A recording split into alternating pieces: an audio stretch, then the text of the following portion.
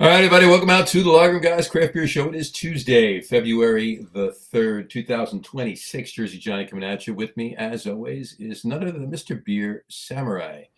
What are you eating tonight, Mr. Samurai? Well, I'm eating some carrot cake. It is Happy National Carrot Cake Day to those who celebrate. I think I don't know, maybe a little too much icing. You know, if the icing's good, though, you can never have too much icing on a piece of carrot cake. As long as you have enough cake, let's put it that way. As long as you have enough cake. I don't know. That's pretty good. It's better than I thought it was going to be. Every time that you get like that plump of that big hunk of icing on the top that looks like a carrot, I'm always a little suspicious of it. I got you. Well, it's just the same thing with, food coloring. Or maybe it's a real carrot that they, No. they developed. They hybrid grew it with cream cheese. With grew it? No. Cream cheese. Oh, grew it. This is one of the ones that has a little bit of coconut in it. Oh yeah, there you go. That's not bad. You like red velvet? Well, here's the thing about red velvet. Red velvet to me, the only thing about red velvet, it's carrot cake with it's food dye. It's food dye. It was like carrot cake per se. It's just a well, it's got the same frosting as carrot cake, but it's yellow cake with red food dye with carrot cake frosting. Mm-hmm. That's all it is.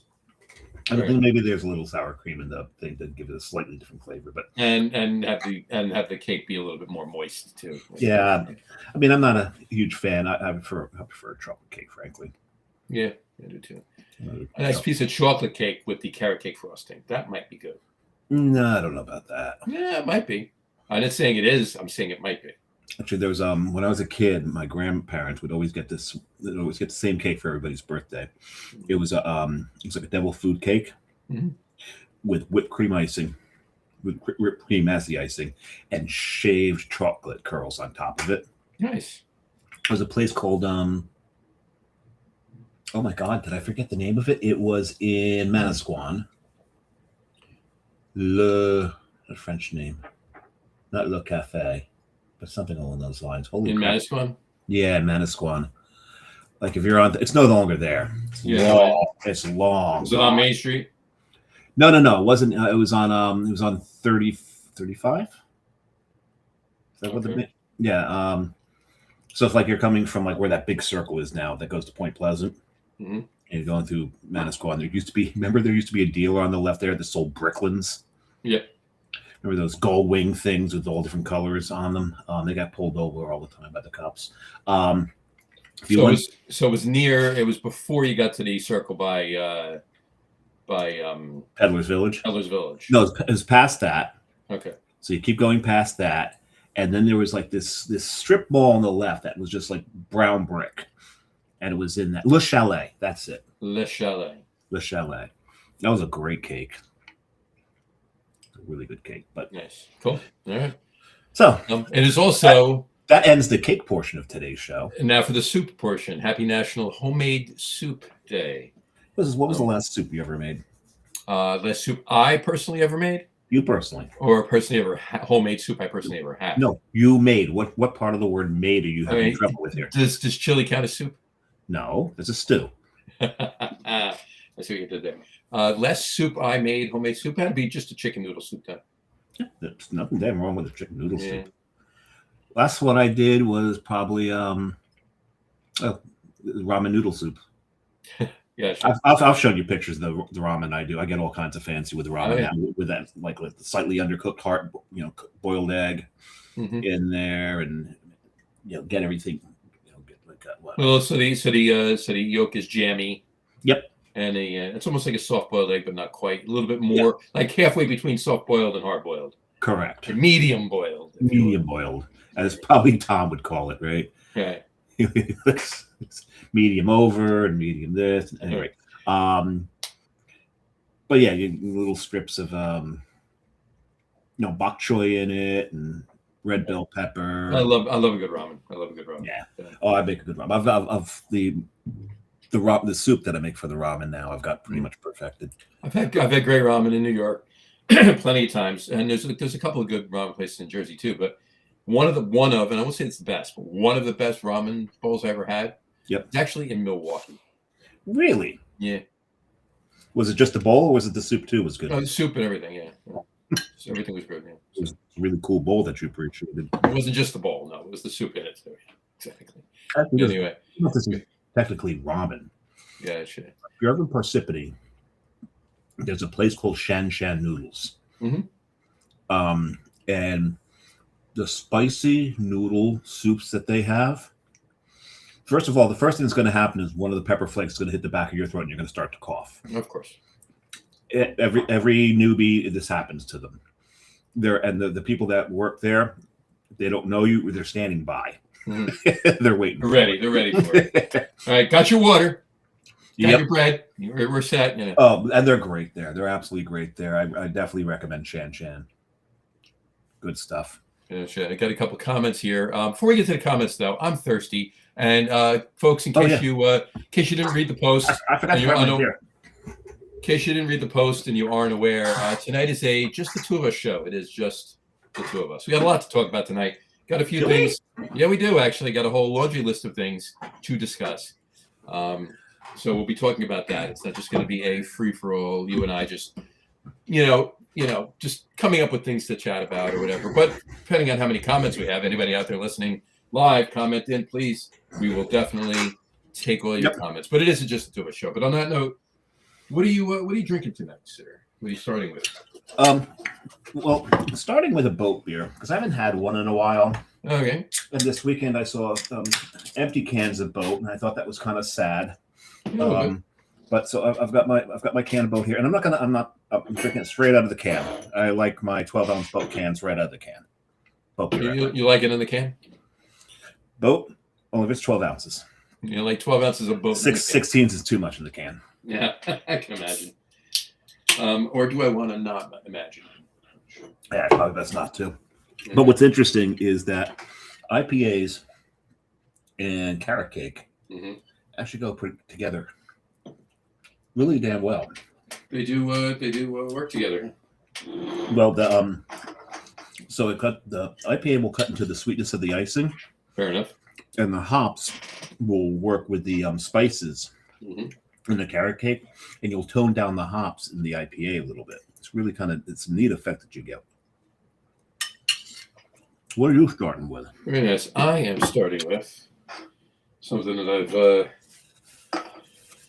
wanted to have for a couple of weeks and didn't have an occasion to have it. So I figured tonight, and I'll explain why in a moment. Or I'll just maybe I'll say it now. It's Frost Beer Works from Heinsberg, Vermont. Frost Beer Works Brown Ale. No name, no frost. It's a brown ale. But look what it's brewed with. Maple syrup. There you go. Can you imagine why I wanted some of this now? Huh. And that's a beautiful brown ale. Look at that. I've got a problem. Uh-oh. Got a bio break already? No, I can't find my normal bottle of it. You can have mine. Oh my God, that's fantastic. No, I'll use my tiki one. There you go. Wow, hold on a minute. This is delicious. Huh. Yeah, this is fantastic. I wonder if I brought it back. I may not have brought it back with me from the bottle share. That would suck. So I decided that tonight I'm having 3 brown ales. Okay, is that in honor of all the brown snow out there? It is quite truly in honor. It's 2 for 1, right? It's in honor of all the brown snow out there, but it's also in honor. Oh, excuse me. Are you all right there? I'm just belching. How was that carrot cake? No. You know how carbonated this stuff is. Yeah, well. You should have. We did the can chug of this once at the brewery. Yep. You should have heard the belches. Oh yeah, I got it. Oof! That was impressive. But anyway, I'm doing it because of the brown snow out there, of course, and the fact that one of my favorite styles is brown ales, and I started with this one, of course, with maple syrup. They're all American brown ales. Are they all adjunct? They're not all. They're 2 of them are. I think just the 2 of them are. Hold on. The third one is not. The third one is just an American brown ale. So, Okay. but No, I know I came home with that bottle opener. okay, so while he goes crazy looking for a particular bottle opener that he needs, I love this bottle opener. I know he does. I know you do. But yeah, so this particular brown ale from Frost Beer Works in Heinsberg, Vermont, is a 2025 Untapped winner, bronze award. So it's the number 3 brown ale in all of Vermont. Wow. So, wow. And I can't tell you what 2 I'm gonna and say it 1 again. are. Wow.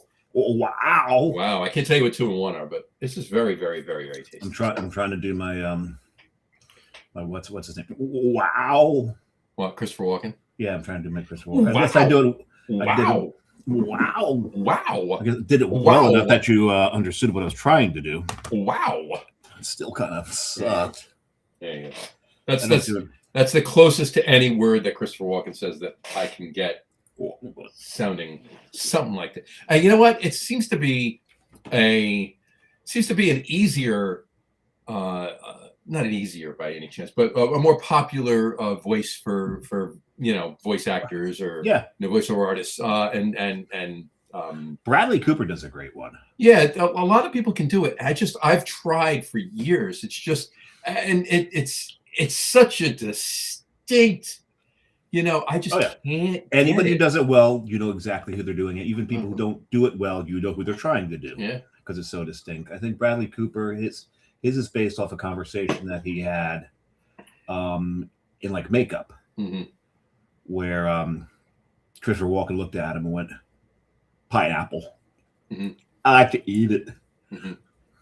And that's his Walken. That's his Walken impersonation. Yeah. I worked with a bunch of voiceover actors, voiceover artists, and almost all of them can do Walken. And I even had a couple of them sit down with me. Okay, let's go. We'll teach you. Teach me. I can't get it. I can do. Hey, I know what to tell you. Well, that one, yeah, they did that one well. It's funny because every now and then I can get an impersonation and do it well. Like there was this one time I did Mickey Mouse, and the people in the car were like, "That was spot on." I've never been able to do it again. Just that one time. And every now and then I can do I did it in front of one of my friends and creeped him out because I went, "Wendy, I'm home." There you go. And I nailed it then. And he's like, "Okay, don't ever do that again." Yeah, don't do that again. I'm not gonna kill you. Just gonna bash your fucking brains in. So we got a couple of comments. Let's get to it. Brian Boak commented in, "Cheers, first beer, Ramstein beer, winter wheat. The keg is still flowing. We got to get there before it kegs it." And then Doug Smith commented, sad beer news from Baltimore. After 30 years, the Brewers Art is closing its doors. Iconic Belgian beers. Yeah. My buddy who lives outside of Baltimore actually texted me, Larry Lehman. I haven't heard from him since I met him about a year and a half ago in Baltimore. We did some drinking around, and actually from that trip, we had a guest from Baltimore on the show. We did. So yeah, he had texted me like second the news broke earlier today. So it's always big when I hear from Larry. It's either that or it's the REI friends and family. He sends me the code. He forgets every single year that I'm a member of REI. There you go. Well, it's but I appreciate it. It's amazing. I was having a conversation with someone earlier today. In this climate with a lot of more breweries or whatever, but in this industry climate, if you will, right?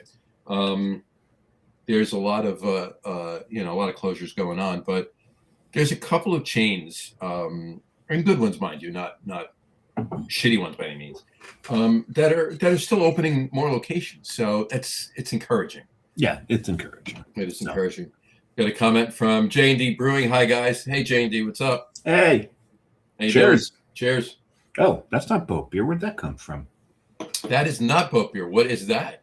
Holy crap. Well, you pounded your boat. Actually, you 12-ounced your boat. See what I did there?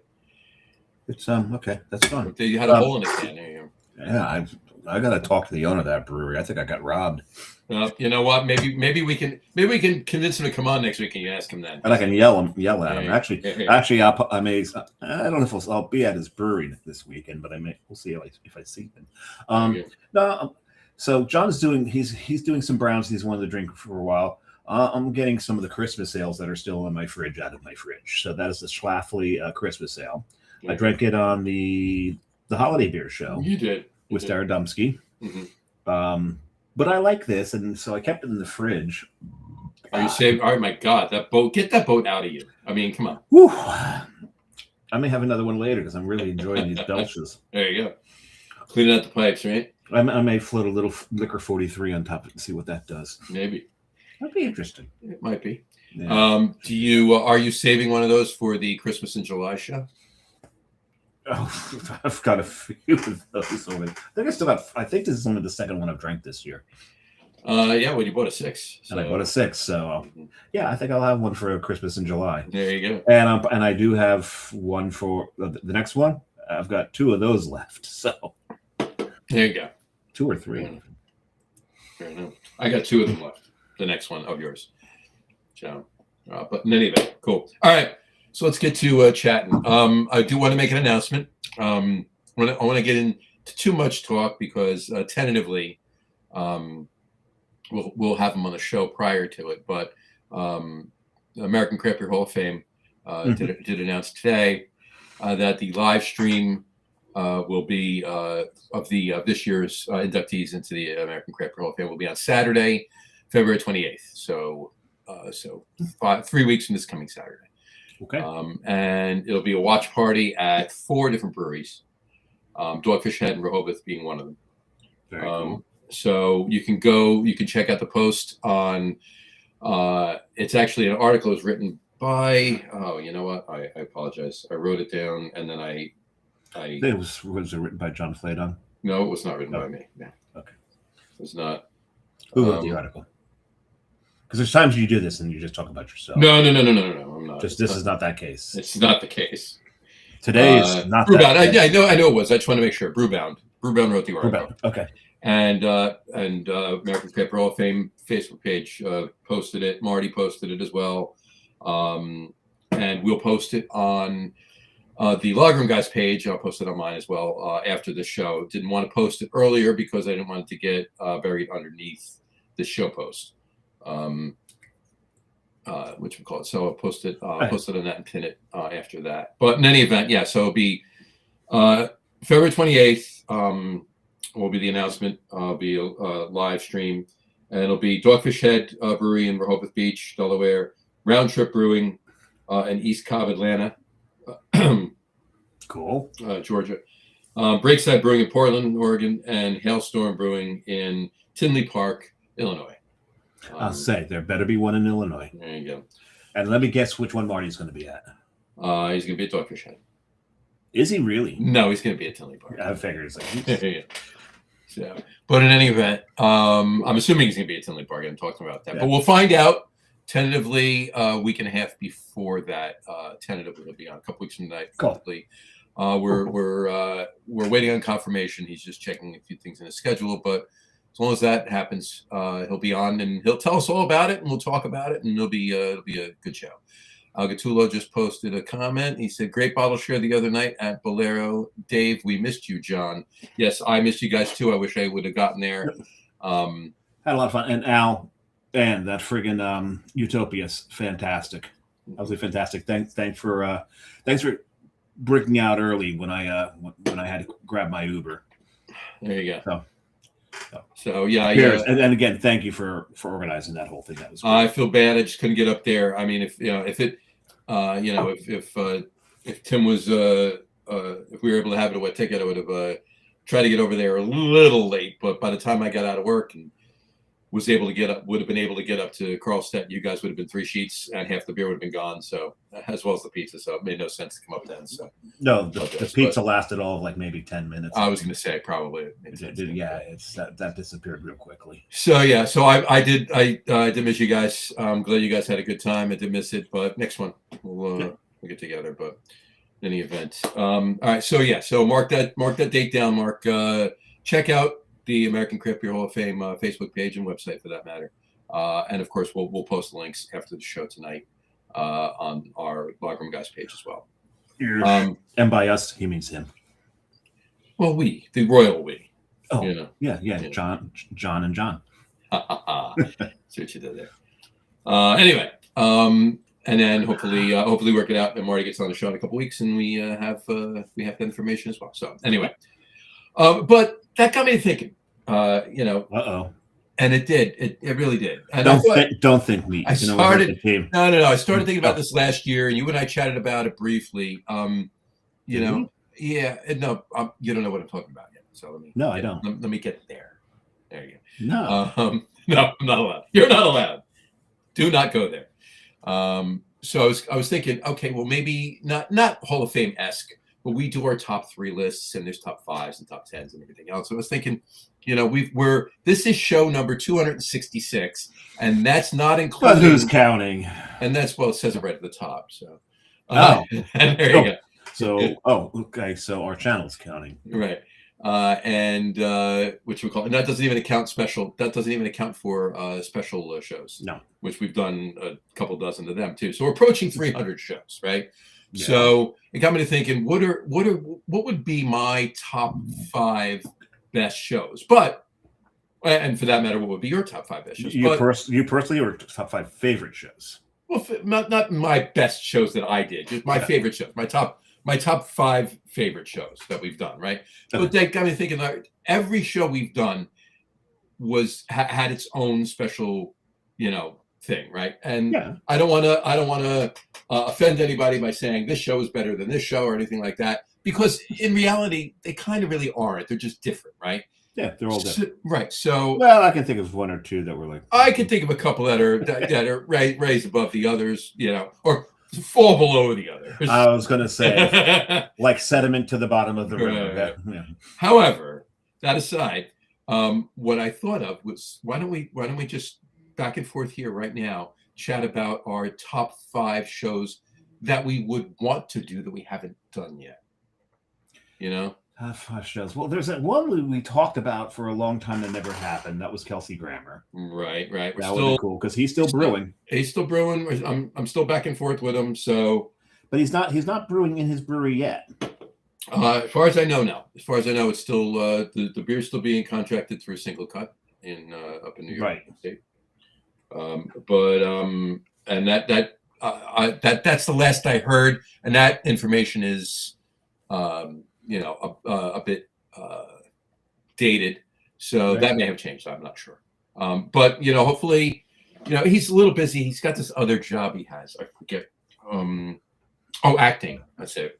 Yeah. He does that stuff. Yeah, he's on a new show on NBC at 10 o'clock on Thursdays, and I believe I'm fairly certain it films in California. So now that doesn't matter. He can be wherever. I mean, we've had people from Italy on the show, so it doesn't. He can be in California, come on the show. It's just he's busy, right? So, but we'll eventually make that happen. But that would be one of my top 5 too. I agree with you. Oh well, that wasn't putting in the top 5. I was just saying it'd be kind of like that. Kind of like that. Well, no, it would be up there. Well, we could put it on the list to become top 5. That's my point. That's where I was going with that. Not whether it would make it, depending on what we go back and forth and talk about right here, right now. Just it's in the run. Yeah, okay, so, it's there. But I would kick off right away. Not necessarily my number 1 and my number 2, but 2 shows that I would definitely want to do, and that would be having Jim Cook on and having Sam Clagione on. Or together. That'd be a 5-hour show. And if we bring the person who shall remain first nameless that's coming on next week on the show, it'll be an 8-hour show.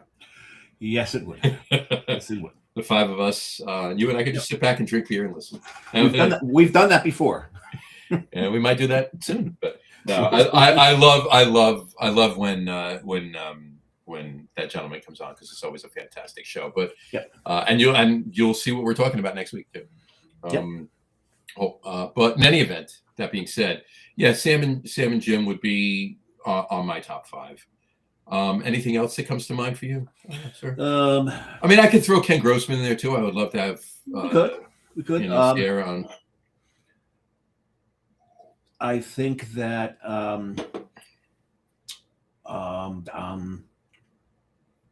Well, Hill, he's been on the show. Geez, I just freaking blanked on. I blank on names all the time. The Lion, Dave. The Lion from. I just blanked on the brewery. His name's one of the two names of the brewery. Oh, Firestone Walker. Yes, so David Walker. Yeah, I think he'd be. Yeah, that'd be fantastic too. We met him the one time. Mm-hmm. And he was just a blast to talk to. Such a great guy, so knowledgeable. Mm-hmm. I think he'd be really cool to have on the show. He would be awesome to have on the show. I'd love to have him on the show. You know what? Somebody I could reach out to. I wouldn't mind having. It's Stone related, right? Because he used to brew out there. But Mitch Steele. Yeah, Mitch. Getting him on. He's got his breweries in what is it down in Georgia, and he opened up one in Virginia Beach too, I believe. Well, we do have friends who are friends with him. I mean, I can reach out to him too. Yeah. It's like I used to interact with him when what was the League of Extraordinary Beer Drinkers. Remember that? Yep, the League of Extraordinary Beer Drinkers. There was a bunch of big names in there. Ken was on that. Ken Grossman was on that, I believe. He was. You're right. And it's funny because back then you didn't realize, you didn't always realize who it was that you're talking to, right? Because you had to really be in the know because we didn't have the internet as much. No. Yes, this was on Facebook, but it was really early days of Facebook. And a lot of the information out there as to who owned what brewery, these brewery owners becoming superstars, it hadn't happened quite yet. No, it hadn't. So it was really kind of cool. Chuck Aaron just said, happy episode 266. Thanks, Chuck. Thank you, Chuck. Thank you. See, when I ask who's counting, now we know who's counting. Yeah, it is. There you go. I think he's just reading at the top of the page there. But yeah, no, new. Have you had anything from New Realm? For Mitch? No, I have not. Good beer. I told you that story. My one Mitch story, with the one who shall remain first nameless. We should probably put that to bed one of these days. Yeah, we'll put it to bed next week when he's on the show. Okay, we'll do that. That'll be the end of it. But we'll they were doing an episode of Steelers Beer at Barcade in Jersey City. And when they were done, and Mitch was on with him and John, and anyway, so the three of them were on, and afterwards we're hanging out having a couple beers, and I called. I know the story. You know the story, right? Mitch had that bottle of 2013 Woot Stout. That was fantastic. Yeah. So anyway, you weren't allowed to leave until the bottle was dry. Yeah, I called Jess back. I'm like, never mind. Remember what I said? Forget it. I'll call you back. Go ahead. So who else? Actually, I think the two lunatics from Brewdog would be a lot of fun to have on. Yeah. I think it's just one lunatic now because I don't think Martin. Only one. Well, it's just Jim. Just Jim now. Yeah, I think Martin. I haven't seen or heard anything about Martin in a while now. Yeah. It's just James. Yeah. I have an avenue to get to James. I can reach out to him, but. We'll see, but yeah, he would definitely be an interesting. That'd be a fun show. That'd be a fun show. Yep. And maybe we could even do something live, and he can come. We can recreate one of those early episodes of Brewdogs that they did. brew a small batch of a beer. And can we do it on a boat? On a boat, right? Exactly. That was my favorite episde. The one where Sam Adams. With the With the brew Boston Harbor, they brewed the beer with soft shell crabs and soft shell clams and lobsters, and then aged it on the boat. No, this is a different one. Wasn't there was one where they? Well, because that one they aged the beer on the. Oh yeah, there was one they aged the beer on the boat. That was Sam Adams one. They brought it back, and they aged it, and they pitched yeast themselves. They got in the beer. Yeah, Jim Martin and Jim Cook got in the beer and infected the beer with their own yeast. There's just too many vile comments there. Yeah, no, I would not have wanted to drink that. I'm glad I didn't. Yeah, I did have one. I did have one though. I said it on the show before. The one they did it against the grain. The Kentucky Derby bourbon barrel aged mint julep beer they did. I had that in Connecticut, and it was fantastic. I had like 2 or 3 of them. So good. If you remember, was it? It was Rogue who did Beard Beer. Rogue did beer, yeah. Where they took one of their brewers, combed his beard, and used the yeast they got out of it. Yeah. But yeah, no, that would be Brewdog would be an interesting show. And you know what? I'm going to throw another one for you. Okay. Something that we don't think about, but according to the Brewers Association, they're the number 2. Bless you. There we go. That's a book coming up again. Craft brewery in the States, and that would be Dick Yingling.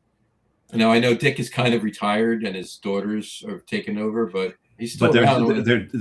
His daughters run the tours, and they're very knowledgeable, very personable. So I'm not sure you'd lose. The only thing you would lose. Oh no, I would love to have them on. I would just love to have. But I mean, you know, John would prefer Dick. I would prefer Dick. I've never mind. I'm not going there. No, I've met Dick before. I've had conversations with him. I've had a conversation with him, not multiple. One. I met him once. I had a conversation with him. He was after the tour. He was actually pouring at the bar when I took it. That's awesome. So yeah, that would be cool too. He was such a nice guy. I actually bought a pint glass there, and it was their IPL pint glass. Okay. And he goes, "Yeah, those are on sale." Because that didn't work so well.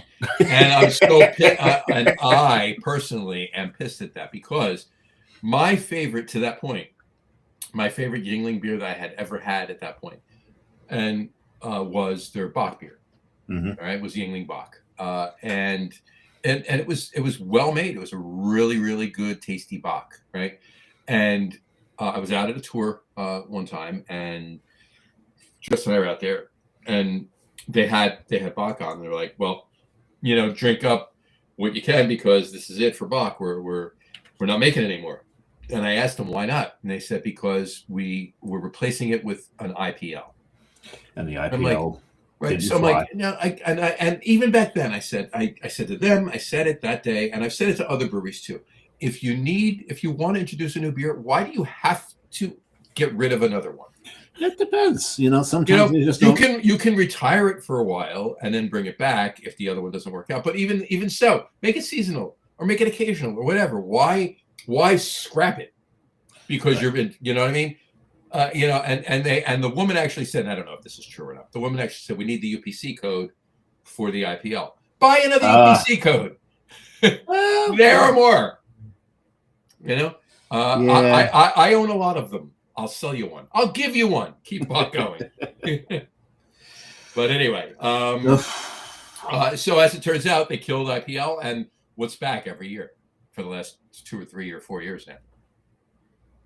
Bock. Yeah. Bock. Anyway, but yeah, I wouldn't mind that. So, any others?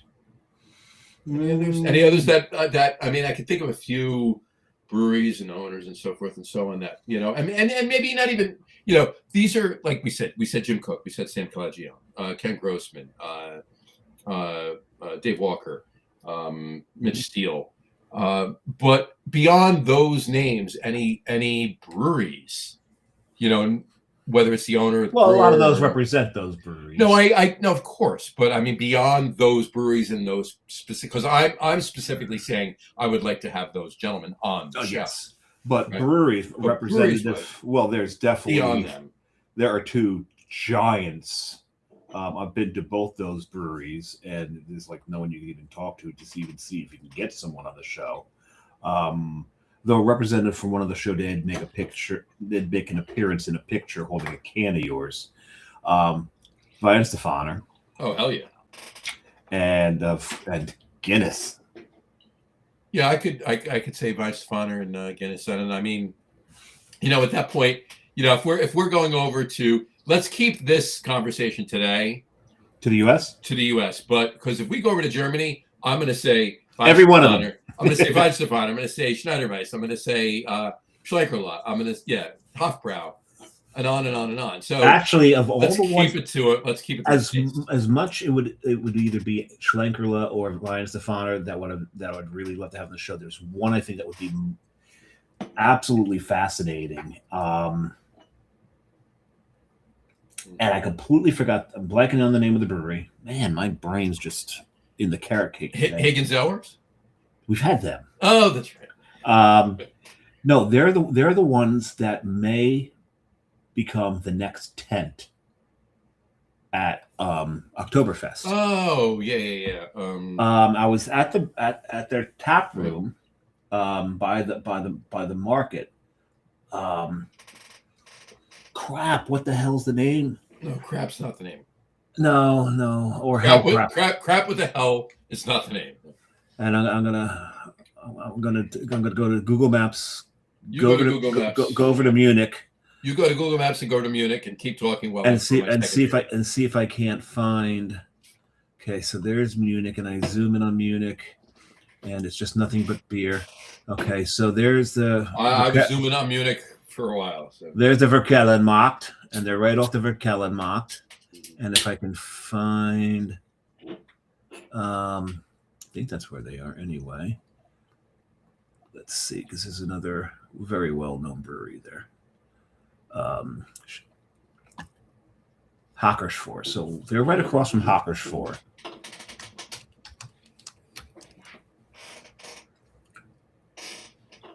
And let's see if I can find them there. That's not the one. So what are you pouring there? While you look for it, my second beer is, I will put it up on the screen for those of you that are watching the show. It is from Southern Grist. I wore a Nashville shirt. It's actually a Malt Europe shirt. Okay. But this was at the Craft Brewers Conference that was in Nashville 3 years ago. From Southern Grist, Bean There, Brown That. Oh, cool name. Okay. It is where we go. It is a brown ale brewed with lactose and vanilla. Okay. All right. It's not often that you do lactose. It isn't, and this particular beer only has a very little bit of it, unlike some other breweries. Yeah, I may have been there this weekend. I have. Oh, it doesn't begin with a B. It begins with a G. Giesinger. It was not right on the tip of my tongue, but that definitely is it. Yeah, it's Giesinger, and yes, they're right all off the Victorienmarkt. There you go.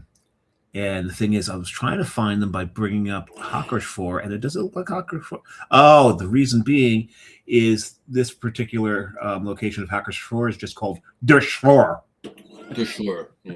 Der Schwur. It was very cool when we were there. We were there with my Austrian friends, and we started talking about dogs and dog breeds. The strangest thing was every time we mentioned a dog breed, someone would walk by with that breed, walking that breed. That's funny.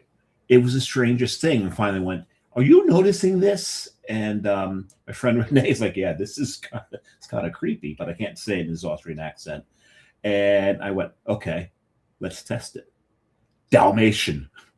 And the Dalmatian went by. I said, "Okay, this is not going to happen." Shar-Pei. That ended it. But it was like 6, 7 breeds in a row we were talking about, and they walked by. It was really, really That's interesting. Crazy. So this beer, this Bean There, Brown That. Yep, you like? It's delicious. The lactose amounts to the amount of lactose you put in a milk stout, right? It's just for mouthfeel, that kind of thing. It's got vanilla in it. The vanilla is good enough for the sweetening, and the flavor. And that's that. But the Bean There, Brown That is from Southern Grist in Nashville, obviously. And this is on Untapped, the 2024 Silver Untapped Award for second best brown ale. That is what silver means, yes. In Tennessee, yes, exactly. So there you go. Anyway. It's interesting that you're bringing them up. Not this coming weekend, but the weekend after. Mm-hmm. 95% chance that I will be in Nashville. He's being inducted into the Grand Ole Opry Hall of Fame. Yes, I am. For his album that he did with George Jones With back then, and Hank Williams. It was the three of you, right? Yes, and I'm Back in the doing 70s you did it. and I'm doing my Minnie Pearl impersonation. Yes, you got the hat with the tag on it. With the tag on it, yeah. You know what's funny? I actually was at the Grand Ole Opry in '82 and saw Minnie Pearl. Well, wait a second. Were you at Ryman Auditorium or the new one? No, Ryman Auditorium. Okay, not. I was at the original Grand Ole Opry. Not that massive concrete obscenity that's across the river. Right, exactly. Which is next to, I refer to as a mall. It's in a mall. It's next to a mall. That's a hotel. It's a hotel. Well, it's a mall too. I call it Redneck Epcot. There you go. Wow. And because when we were there, the North American Turkey Hunters Association was having their convention. There you go. When you see a 4-year-old kid completely in khaki with a mullet. Yeah. There's more to that story, but I'm not. It's not PC for the show. We're good. But no, it was at the original Grand Ole Opry that I saw. That's cool. So I actually saw Minnie Pro tag on her hat and everything.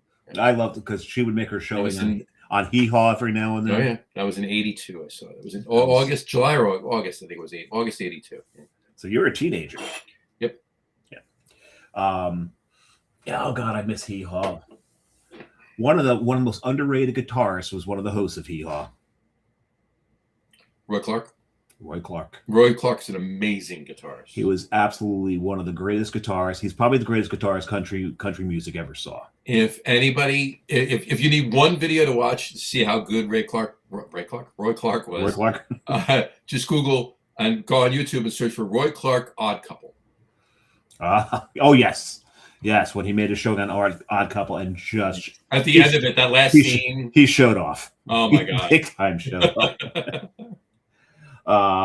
But yeah, he's fantastic guitarist. I think one of the most underrated guitarists in music history. 100%. The greatest that country western I think has ever seen. Absolutely. Chuck Aaron just said Roy Clark is God on the guitar. Yeah, absolutely, just stunning. And the fact that I think the reason he got underrated because he was the host of a comedy show because. It didn't matter if he was playing seriously or not. He injected comedy into everything he did. He did. It was great. He was so damn good. He didn't take himself seriously. Yep. Yeah, he was great. 100%. Absolutely amazing. And Brian Boak did comment his second beer, Ramstein beer, Oktoberfest. He's still got that going too. So yeah, he's ramming it up there, ramming it right to the steam. He's ramming the Stein right up there. There you go. Ramming the Stein right up under the tap and pouring. Okay, well, I've got a new glass. It seems to be full of beer. Yeah, and what is this? Is my Cthulhu glass. It's really hard to see with all but it's really cut. I love this glass. You do. So I did the Hofbrau Dictator, Delectator, Delacroix. No, Delacroix. That's the French version. French version of the German. It's made with Saison yeast. They call it Delacroix. Yeah. So, that's a fantastic beer that you're drinking right there. Yeah, so I went from boat beer to malt bombs. I was going to say before Hacker Shore, and I love the name Hacker Shore because the second name, not Hacker, but Shore. Because the P is silent. Well, besides the fact that the P is silent, there's 7 letters in the word Shore. Only one vowel. One vowel. I'll tell you what, we sat there and, because we get Hacker Shore here, and, I'd get it every now and then, but there was definitely labels that I like better than Hacker Shore. But we went there we needed something to eat, and we knew we could get a pretzel there. Sure. So we ordered our pretzels and drank our beer, and we took one sip of the, I guess it was the Weiss. Okay. And we're like, these guys don't get enough credit. No, Hacker Shore Weiss beer is very, very tasty. It's not a brewery that when you go to Munich, you're going to seek out. Mm-hmm. There's so many other breweries there, that you're going to seek out. Like you mentioned Schneider earlier, Eyinger. Eyinger is fantastic. We had a great time at Eyinger. So many great breweries there. So and Giesinger definitely hunt down Higgins. But Hacker Shore is like one that wasn't even on my radar. We wound up going there, and I wasn't mad at it, to steal a line from Matt. Yeah, I'm not mad at that. Yeah, exactly. Yeah, no, it was that was really good. We were only going to have one there with our pretzel. We wound up having like 2 or 3. There you go. So to wrap up what we were talking about before, would oh yeah, other places to any other breweries in the U.S. now, the because US, we were talking Hill Farmstead, right? Yeah. Have one of the members of the Hill family on. Have Sean Hill on or someone else? Sean would be cool. No, you said one of the members. That's why I asked you. Yeah, no, any member of the Hill family would be cool, but Sean would be Lawson. Yeah. You know, he's a Jersey boy. Have Sean on or something else? What's with these Sean's in Vermont? No, Sean Lawson. Sean Lawson's a Jersey boy. Yeah, Saddlebrook. I would love to have Schilling. Oh, wait, we have. We've had Schilling. We've had Schilling on. We've had Schilling on. We've had Foam on. We've had Fiddlehead on. So we're making the rounds around. We've got Schilling's New Hampshire. Well, in New England, I mean that area. But I mean, yes, it's New Hampshire, but be great to have Allagash. Oh no, we've done that. We've had Allagash. You know, it'd be good that newer brewery, Bellflower. No, we've had that. We've had them too. Yeah. Allagash. See, as far as I'm concerned, when it comes to New England, the first nationally known micro brewery was Allagash. They became the absolute shit. This is what everybody needed to get. Yep. And like I've brought up Red Bones in Somerville, Massachusetts, quite a few times, and they would have that wheel where they'd spin the wheel. And when I was there, it was so early that, they had like 40 beers in that wheel. I think 32 of them were Allagash. Right, so you couldn't go wrong. No, you couldn't. Quick throwback to our previous conversation, and we'll wrap up the top 5, if you will. Chuck Aaron commented he's not underrated in country. He's one of the originals, 100%. Right. Yeah, 100%. Well, Chuck, I'll let me rephrase that for you a little bit. He's not underrated in country for those of our generation that know the old country. Mm-hmm. This new country, this country rock fusion, where actually things are happy at the end for some reason. That's not country. Yeah. I don't think it's country-ish. I don't think that fan base fully knows who Roy Clark is. Mm-hmm. Here's what we're gonna do. If you do go to Nashville in a couple of weeks, okay, you want to walk around and Cape. You're going to Broadway. You're going to Broadway. Well, of course, I've got to do some boot shopping. You go to Broadway, and with your phone, you're going to pick 5 people at random. Okay. Men, women, doesn't matter. Pick 5 people at random and ask them if they know who Roy Clark is. Okay.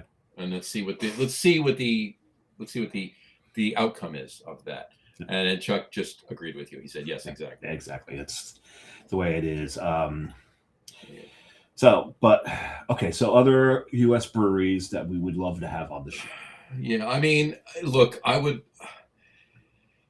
The guy who owns the Dasani, so we can ask him when the fuck are you opening Anchor now.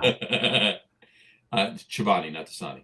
Oh, that's right. Dasani's water. Dasani's water. Yeah, Chobani. Yeah. There's no water culture. It's no water. And if there is, don't drink it. That's well, you know the old saying. That would be pretty wild water. You know the old saying.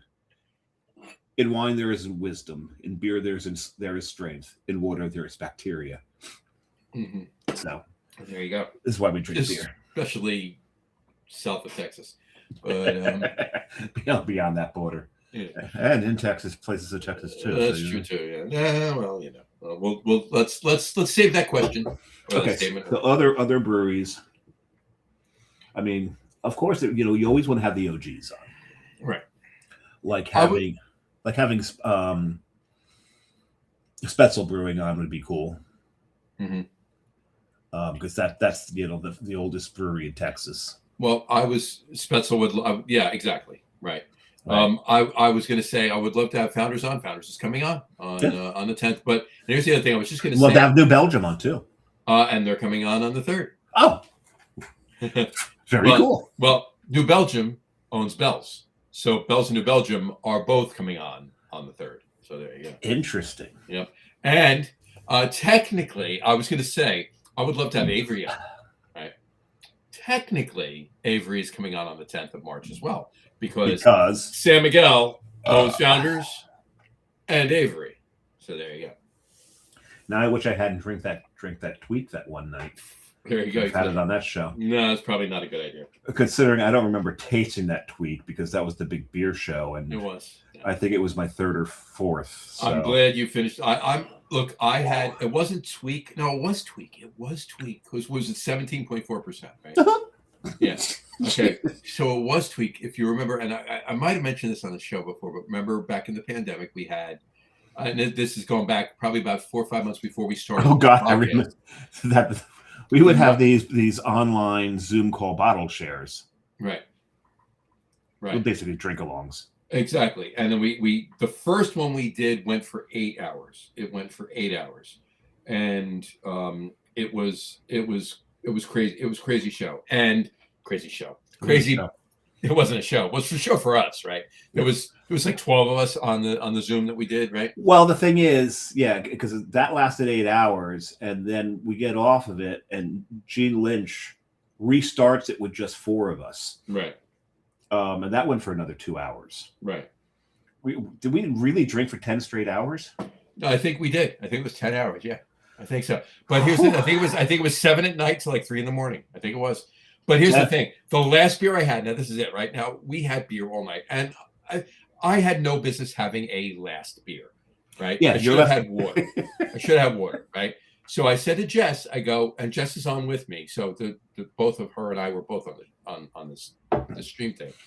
I said, go get one more beer out of the fridge. I don't care what it is. At this, I'm drunk. Right? She grabbed the tweak. She grabbed tweak. And I was halfway through the glass before I realized that she grabbed tweak. Oh, man. Those were some days, I tell you. Those were lifelines for all of us. They were. So.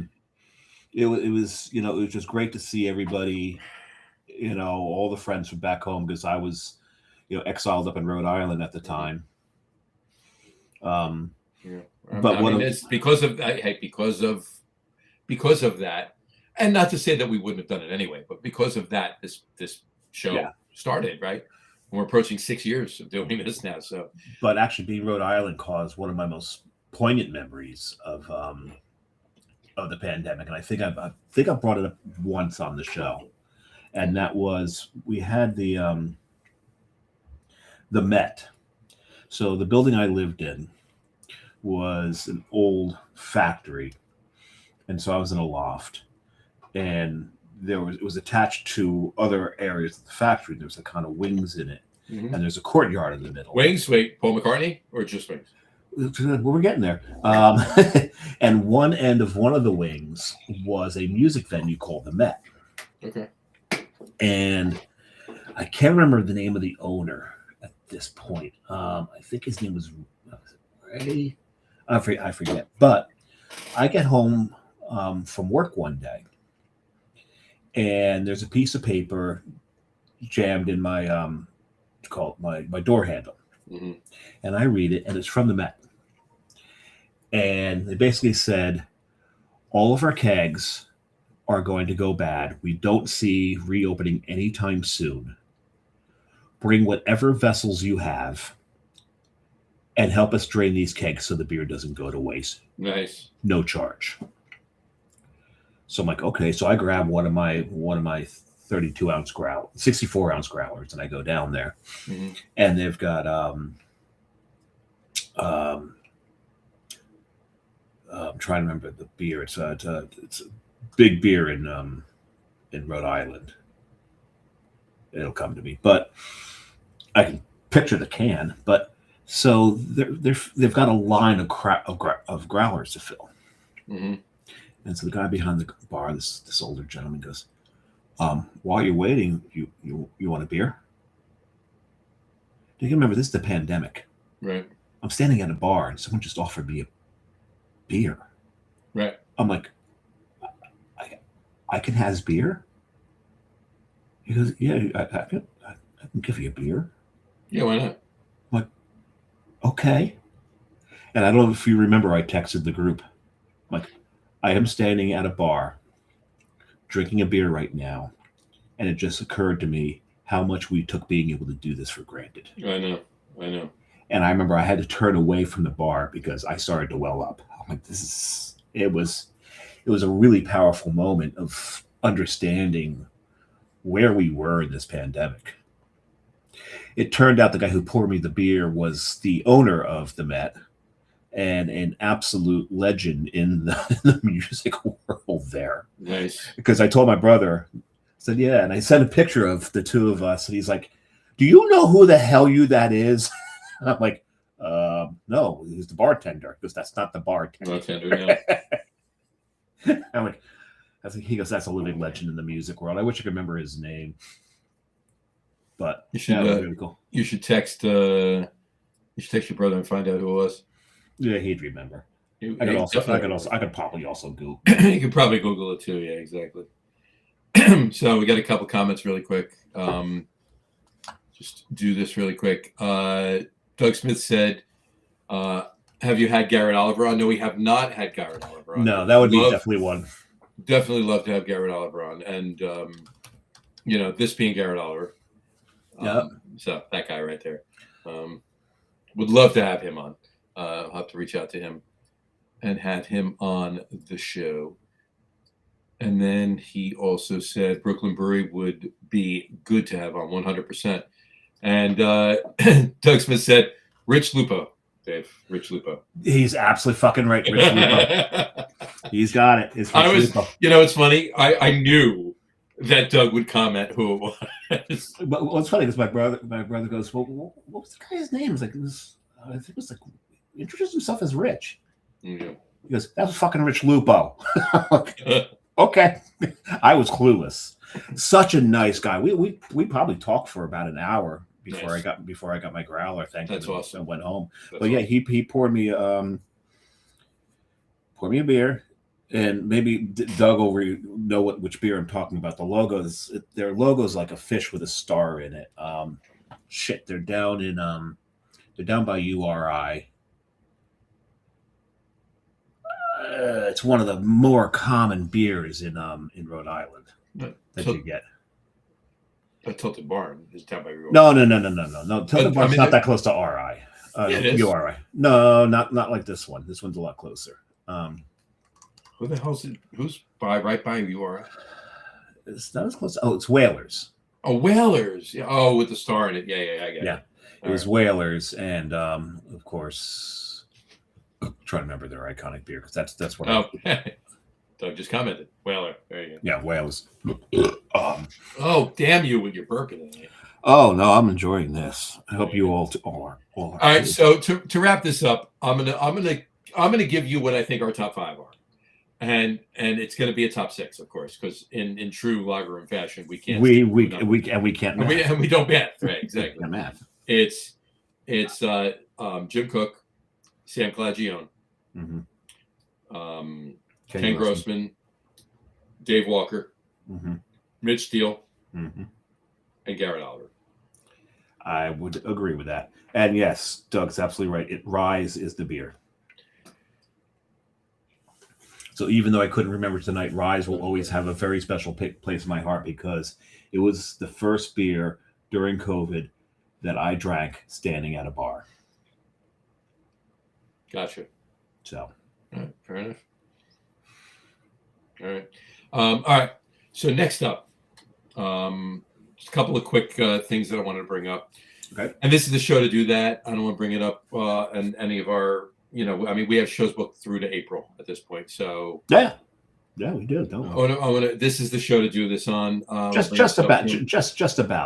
I don't think we got March 31st booked yet. March, yeah, just shy of April. A day shy. Just shy of April. So anyway, one of our friends, Mr. Harris, James. Right. He enjoys the THC drinks now. He does. Yeah. And I do curate them in a certain way. in another role though. That you right. have. Right. So legislation has come down. Right. That they're going away. Nah, well, here's the thing. Are they? Aren't they? What's going on? Well, this is I'm putting this out there, right? So this is the way it looks in reality, right? So April 13th in the state of New Jersey, this is New Jersey only, right? In the state of New Jersey, all THC drinks will be no more than one package will be no more than 10 milligrams, and each serving will be no more than 5 milligrams. So if you have a 10 milligram can, even if it's a 12-ounce can, it must say 2 servings, right? Okay. So that's that. That's number one. So it's a bit of regulation, right? So there's a lot of these companies out there that have 750s that have 25.4 ounce bottles of, and what they do is they're shots, right? And some of them are flavored, some of them are not, and you're supposed to put them in whatever beverage you're drinking. So whether you're drinking tea, or if you're drinking iced tea, if you're drinking chocolate milk, whatever the hell you're drinking, you want to put THC in. I like chocolate milk. You can put this in, right? Now, some of these are 5 milligrams and 10 milligrams, but that's per serving, and each serving is 1.5 ounces. There's 25.4 ounces, so clearly these are no bueno, right? Right. So they're going bye-bye. Bottles are going bye-bye in the state of New Jersey. That's done. That's April 13th. Bottles, 750 bottles are done in New Jersey, right? So it's just James, stock up. Sorry. No, he doesn't do those anyway. He does. That's right. Now that's that. Right. That's one thing. Now, federally, November 13th. Okay, when Congress was on vacation last year for 5 weeks or whatever the fuck it was, when they came back, one of the things that got pushed through in the bill that brought them back was that intoxicating THC beverages will be gone, abolished. But there was a 1 year moratorium. All right. And it was November 13th, 2025 that it happened. So November 13th, 2026. And you know what else happened on November 13th? No. Felix Unger was asked to remove himself from his place of residence. This came at the request of his wife. That request came from his wife. Deep down, he knew she was right. But he also knew that someday he would return to her. So Felix Unger is also the end of THC drinks. Exactly. And with nowhere else to go, he appeared at the home of his childhood friend, Oscar Madison. Several years earlier, Madison's wife had thrown him out, requesting that he never return. That was and both of them was quite understandable. I got to take the side of the wives there. Yeah, I get it. They're both insufferable, but yeah. But here's the question: can 2 divorced men share an apartment without driving each other crazy? Not in the slightest. Not happening. Unless Roy Clark is playing guitar. Unless Roy Clark is playing guitar. Thank you. And what about full circle? There you go. All right. So seriously, though. November 13th. So now here's the question. No, hold on. Let me say this. So November 13th, all THC beverages federally are going bye-bye. However, it is at the moment, it is a $28 billion industry, or 2.28 billion. Oh yeah, they'll buy the way back. Yeah. So and there's 330,000 jobs in the United States in the THC beverages. Yeah, that'll be overturned. Yeah. It's not going anywhere. They'll find some taxing that they can do. The feds will get the money. THC will continue. There's no way this industry is getting shuttered without lobbying happening. And Uncle Arnie's is one of the bigger companies. Okay. I had a conversation with Uncle Arnie last week.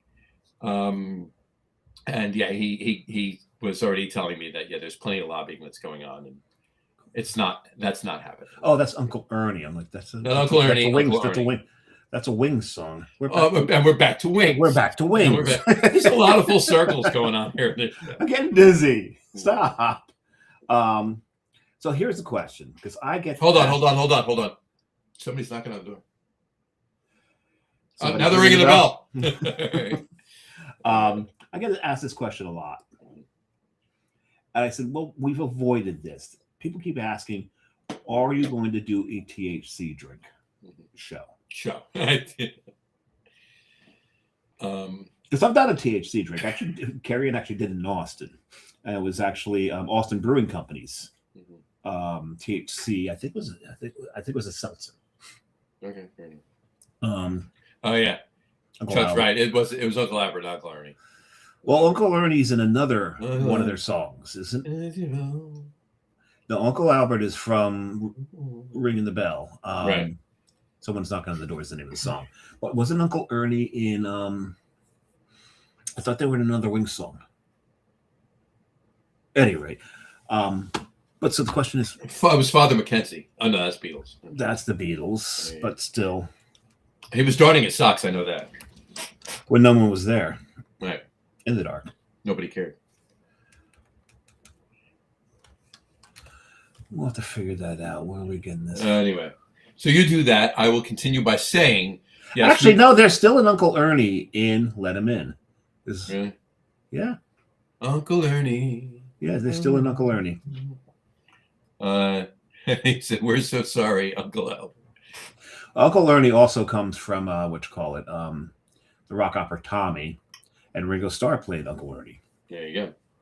So, all right. So yeah, we've been asked. so that's the song. We're so sorry, Uncle Albert. Yeah. Okay. Maybe we should do a wing show. Let's see, Buffalo. Now that'd be a guest to get on the show. Paul McCartney. Paul McCartney. Yeah. There you go.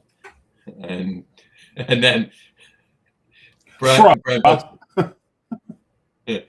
Was that short for brothers? Fra. For Uncle Ernie is Tommy. Yeah, Tommy. But he does get a mention and let him in. Apparently, He does. Yeah, Uncle Ernie, cousin Bob. Yeah. Yeah. Anyway, open the door, let him in. Anyway, yeah, we've been asked a bunch to do a THC show, and I do have several people. I have had several people ask me, and Uncle Arnie, owners of a couple other ones. And we could certainly do a THC show. Maybe we will. Maybe we will. Maybe we will once. Maybe we will when November 13th gets disbanded, right? And it continues. Maybe we'll do it then. Or we'll do it in April when it gets. We'll see. We'll see. Here's the whole thing: is the THC drinks. Most of them are like the sleepy ones, right? No. There's a lot. They actually have different things. There's ones with mushrooms in them, ashwagandha. They have ones that you can have when you like. It's almost like a wake and bake kind of a thing. They have when you in the morning, when you get up in the morning. It's called Rise. There's a few things that have that. Rise. No. That's. I was going to talk about Rise. That's from Whalers. From what? Whalers Rise. Yeah, it's a different Rise. It's different, yeah. And then there's ones for when you're active, when you need an energy boost, right? And then there's some when you're going to bed. So it's what should we call it? Okay, so I grabbed another beer. There you go. And Brian Boak said his wife likes the 50 milligram ones. Hold on. Yeah, I hope you meant 5. Yeah. I've tasted 5s and felt it. Not bad, right? But I can feel it in a 5 milligram. Can you feel I'm it? not even going close. Can you feel anywhere near it, a 50 milligram one. So if she loves the 50 milligram ones, God bless God bless her. God bless her. So I'm gonna drink this one out of the can too. Maybe I shouldn't. It's a Goditsky. Oh, the Grodzitsky. Yeah, I actually have one right here. I've got 2 of them left. I have one of them left. So now after I drink this, we'll be even. Is this allowable? Can I pour it into my Cantillon glass? Yeah, why not? Go ahead. Starodumsky's not watching, right? No, you're good. He'd burst into flames if he saw this. I think he would literally. He might anyway, and wonder why he is. Why? Where's all this smoke coming from? My Grodzitsky. That's where the smoke's coming from. Chuck Aaron says, I had a 50 milligram, just one. The can says 2.5 servings. Yeah, I'm not saying I couldn't, right? Why? My point is that I've had a 5 milligram one and felt it. And now, again, I'm like, I didn't feel it, but I felt it, right? So 10 times the amount, I can only imagine what I would feel from I think the ones from Austin, I gotta look at what their level was on that one, because we actually split a can Fair enough. And we slept real freaking well that night, I'll tell you. Mhm. And then the next morning, got up and went to the Quickie Picky. God, I missed the Quickie Picky. Well, you need to go to Austin then if you want. You ever go to Austin? Look up the Quickie Picky. I've been to Dallas. I've never been to Austin. So. Oh God, you got to. So I work with in my office. There's a bunch of Italians there, right? And for some my family, reason, there's a bunch of Italians there. Yeah, no, from Italy. I'm talking from Italy. Yeah. Not even off the boat. They're just from Italy. And they're talking about they want to go get brisket. Like, where can we go get some brisket? Like, go to Austin. Like, without going to Austin. Like, yeah, go to Austin. Like, without going to Austin. So then go to Richmond. No, they're looking for great brisket in New York City. I'm like, okay. There's some really great brisket right over here. Yeah. Local smoke. Local smoke, yes, but John, okay, you know about the brisket in Richmond. Oh no, Exactly. ZZQ just away, yeah.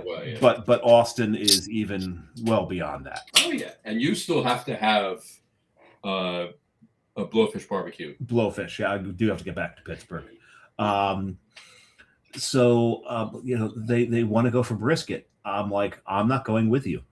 If you're going to do brisket in New York City, I'm not going. Almost anything else you want to do in New York City, sure, but you're not going to get you can get good barbecue in New York City. You're not going to get great barbecue in New York City. It's the one thing where the Northeast just kind of, we don't fail at, but we don't excel at it. That looks like a Bissell Brothers. It is. I've got good eyesight. Look at you. You know what's weird? Now we're good. Now we're good. There's a lot of weird things out there. That's a very open-ended question right there. You know, it's weird. Yeah, a lot of things. Numerous things.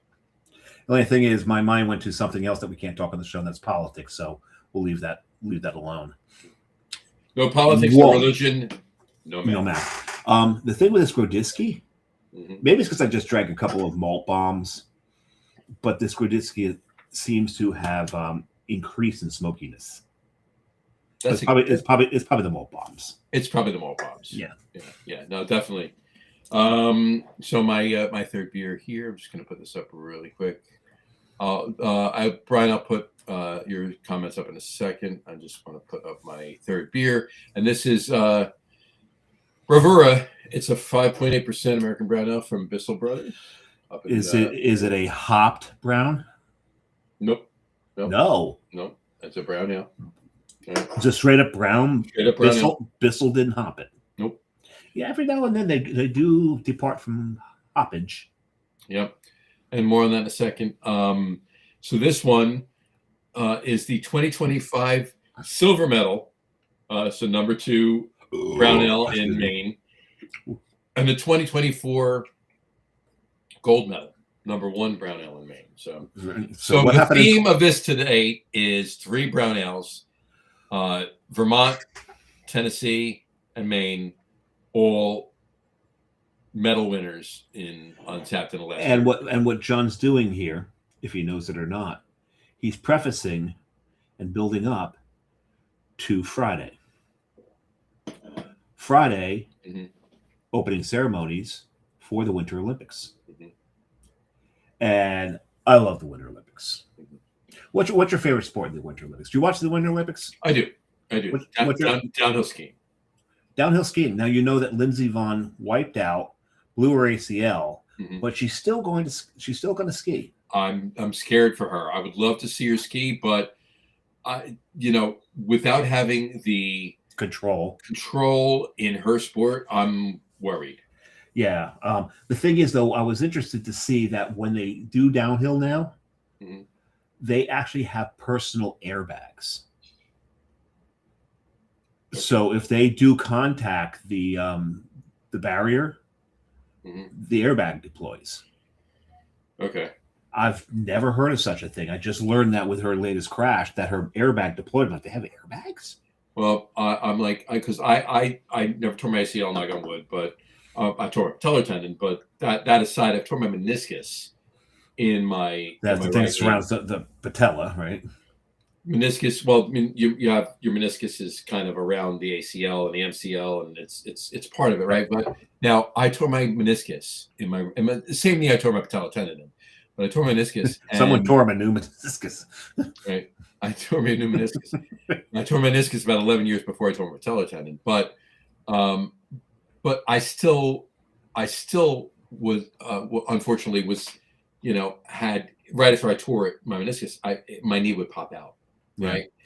And that's just my meniscus. That's not my And if that, ACL or and your MCL. ACL is what strengthens that whole thing laterally. Right, right. And the way they've got to turn on a 5G and the speeds they're going at, I can't see that ACL holding. No.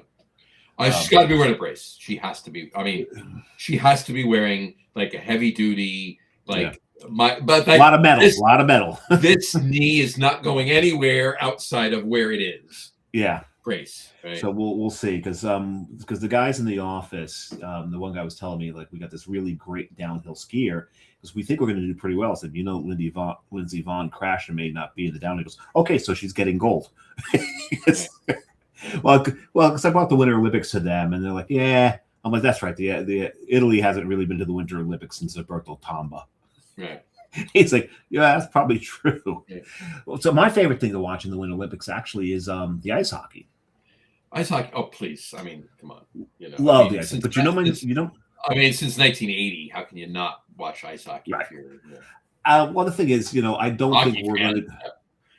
Yeah, here anyway. Yeah, I don't know that the U.S. is going to do that well in hockey this year. But there's, I root for the Czechs, all the Scandinavian countries. I root for Canada now that Sidney Crosby isn't on the team. There you go. No, but here's the thing: like we talk about, Mike Rosioni. You talk about everything from 1980, right? And everybody says, "Oh, we beat the Russians." Yeah, we beat the Russians in the semifinals. Yes. Who did we beat in the finals? Finland. Very good. Yeah. So in March 17th, we're going to be off. One, because it's St. Patrick's Day. But two, I'm going to be in Washington, D.C. with my daughter, who always comes up and spends her spring break with her old man, which we'll see how long that lasts. But one of the times she was up, we went to Lake Placid. You did? And in the Airbnb. And you had some ubu. Had some ubu. Mm-hmm. And in the Airbnb, we watched Miracle. You did. Right. And, I've been telling her about that. Did she want to watch it, or did you make her watch it? No, she wanted to watch it. All right. So the very next day, we went to the Olympic Museum. Mm-hmm. And then when we get out of the museum, I'm like, come with me. So where we're going? Like, let's come up here. We're going to go through these doors. Can we go through these doors? Like, yeah, we're allowed to go through these doors. And we walk through the doors, and you walk through these doors, and you are in that arena.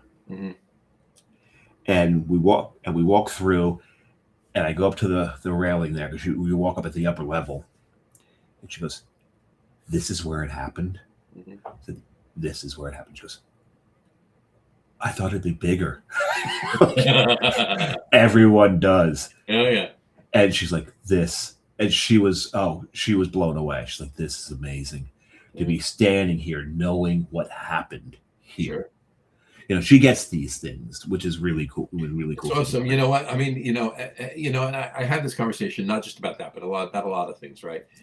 Life, the things we experience, the things we do. I don't mean to get existential here by any means, but the things we experience, the things we do, the things that are part of our fiber of our being and our culture and everything about all of us, right? Mm.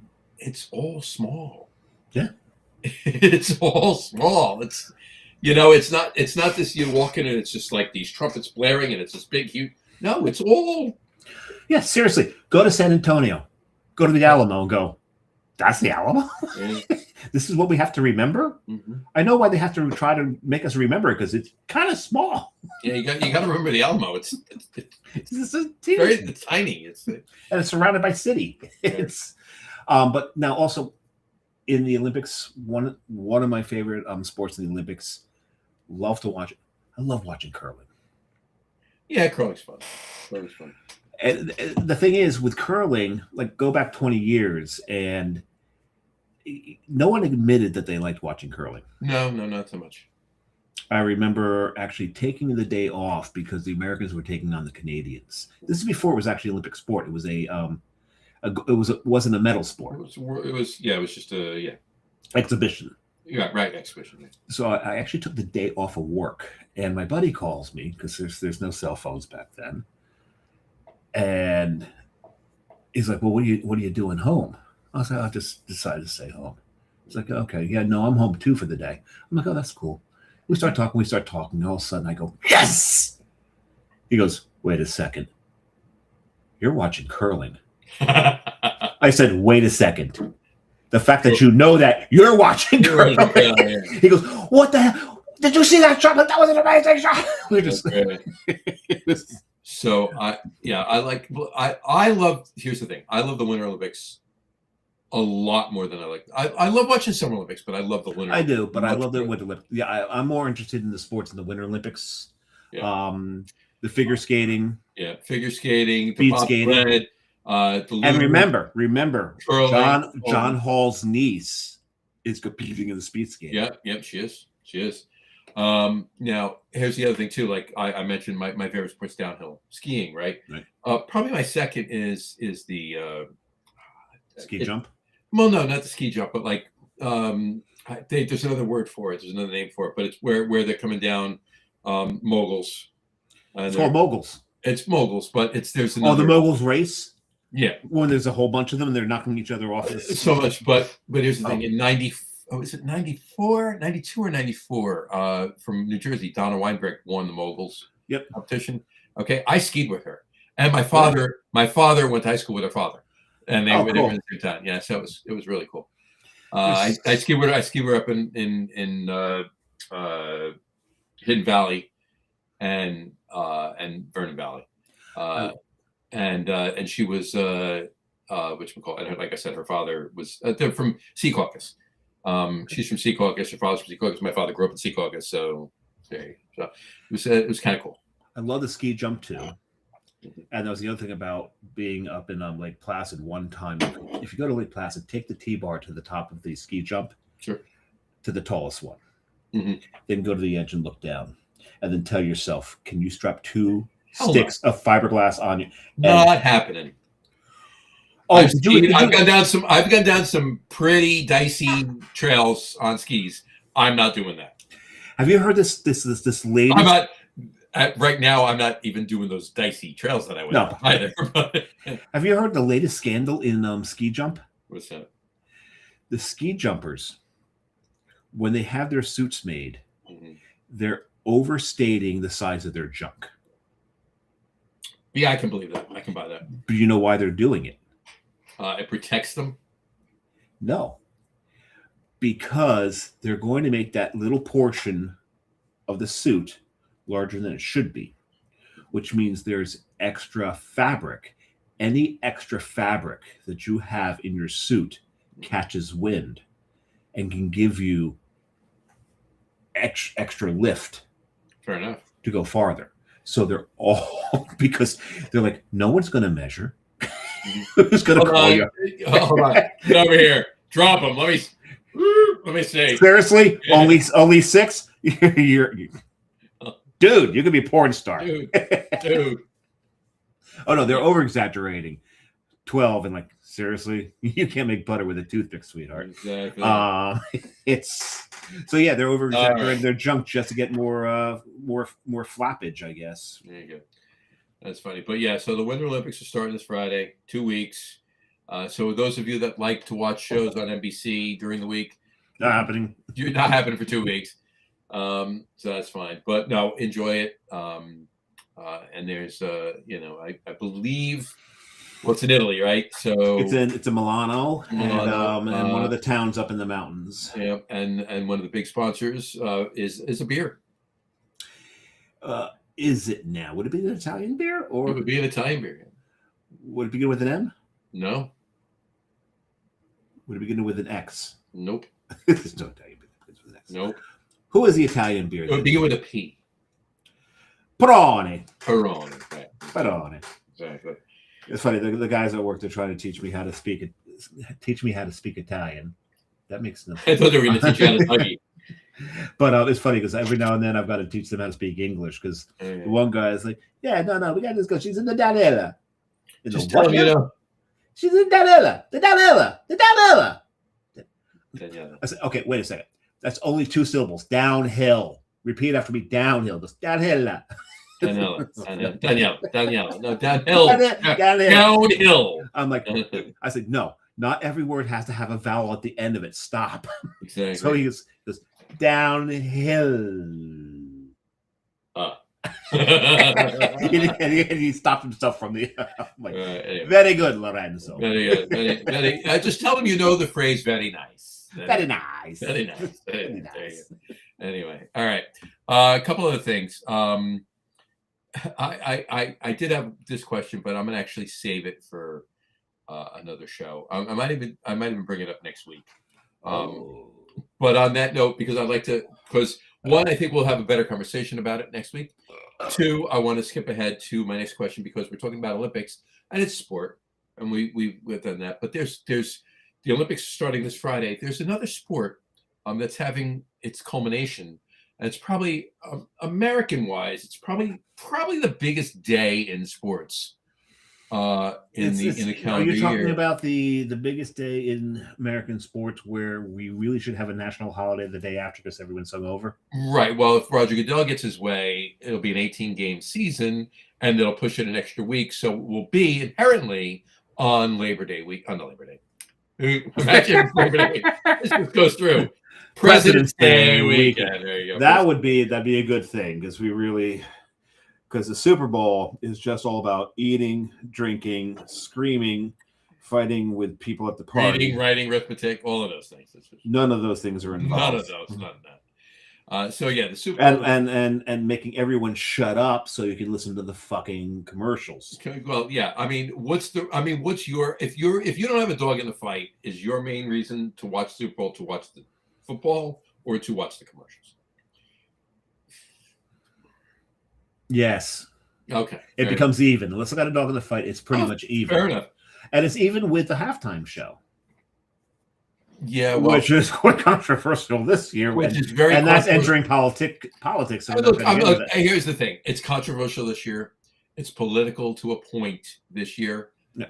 But I'm going to put other food together. I promise you, I will be putting other food together during the halftime show, not because of the controversy or the politics, because I don't give a fuck about that particular artist. I've heard him. I like Bad Bunny a lot, actually. All right, have at it. But I don't hate it, right? I don't like, turn that shit off. It just doesn't matter to me. Right? Well, because there has not been a Super Bowl halftime show that I have appreciated, other than the one a few years ago when it was a bunch of different rappers and Snoop Dogg and 50 Cent was hanging upside down. Right? Yeah, that was kind of cool. That was kind of cool. That was very cool. And about 6 years ago when it was J-Lo and Shakira. Oh, specifically Shakira. But that's I thought you were talking about the okay. And then there's the Janet Jackson.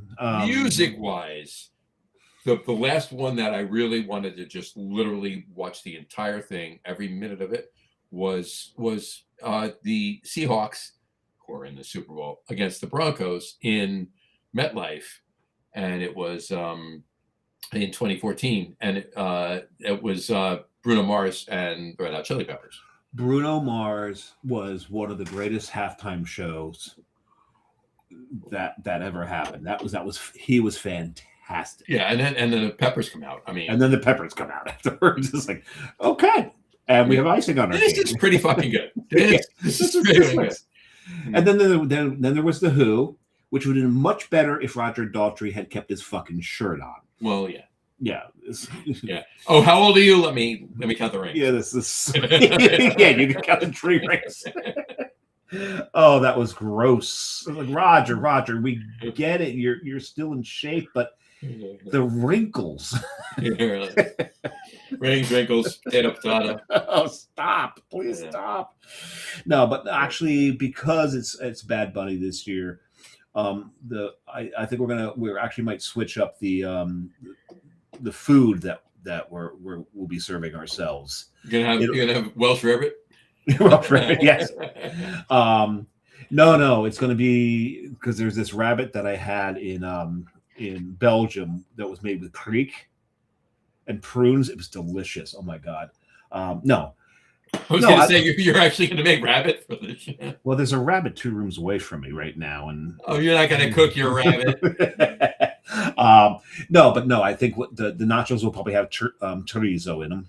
Now I know that's Mexican, but there is a Puerto Rican chorizo, so we may because you can go to the shop right here and get chorizo from any country that makes chorizo. Fair enough. And also like salami from any country, from all the Latin countries. It's really cool. Yeah. Please don't say one syllable of the word country on the show because you might get us flagged. Exactly.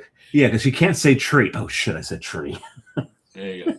Anyway, so my point being though, Chuck Aaron, I'm gonna scroll back a couple of comments here. Chuck Aaron said U2 was awesome. U2 was absolutely awesome. Yes, they were. They were fantastic. Here's quick aside. Here's a bar bet I do all the time. I've seen U2 3 times. That's 6. I see what you did there. I've seen U2 3 times. All 3 shows were different venues. Okay. All 3 shows were within a half a mile of each other. Okay. Where did I see them?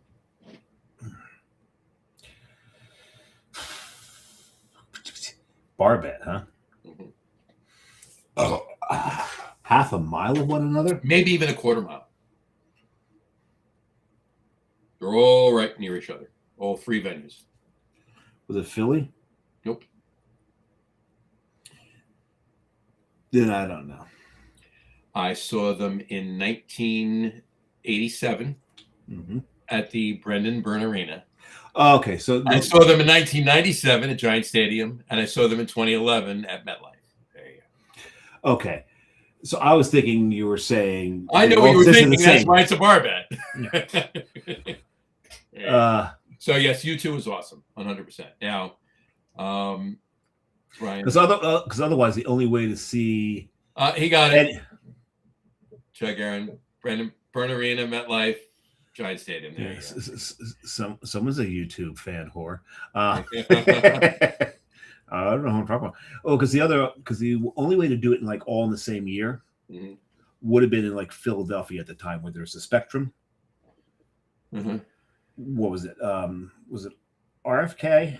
Was it JFK? What was it? JFK, but JFK was further away. It was the Spectrum. It would have been the Vet. The Vet and JFK. And JFK was maybe 3 miles away. Yeah, so to do it within 3 miles. Yeah.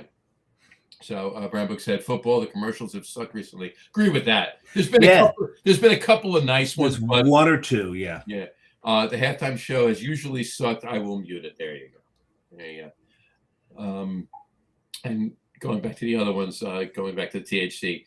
Brian said no 50. She's drinking one now. Bought 6 4-packs. When I saw they were going away. He's not saying that there wasn't 50s. No, 50s. No. So when I said maybe he's got a digit on there and there no are 50s. He said no, they're actually 50s. No, they're 50s. Yeah. Yeah. And he said grape and root beer ones. Call me. I'll hook you up with a. I like the cherry ones. Yeah, the cherry ones are good. I actually have a new one it's a cherry sangria, and it was fantastic. Yeah, brand new. Yeah, and he said that his third beer is Boak's Beer Saison. So it's on beer. There you go. All right. Which we call it. So yeah. So now here's my question, Super Bowl wise. Is the Super Bowl a macro beer only event, or is there room for craft? I mean, obviously, you and I drink craft and many others. It depends. It really depends the crowd. I've been to many Super Bowl parties where I've brought my own cooler so that I have craft. You had your thing. Yeah. I've got. You took care of yourself, beverage wise.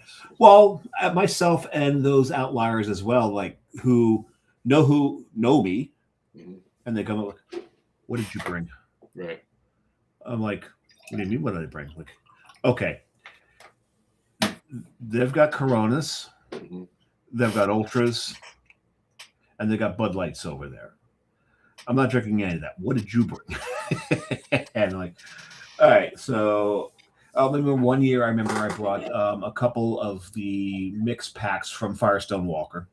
Sure. There's Wookiee Jack in it. There was Union Jack. I mean, yeah, you could give me two Wookiee Jacks and one Union Jack and set me in a corner and I'm good.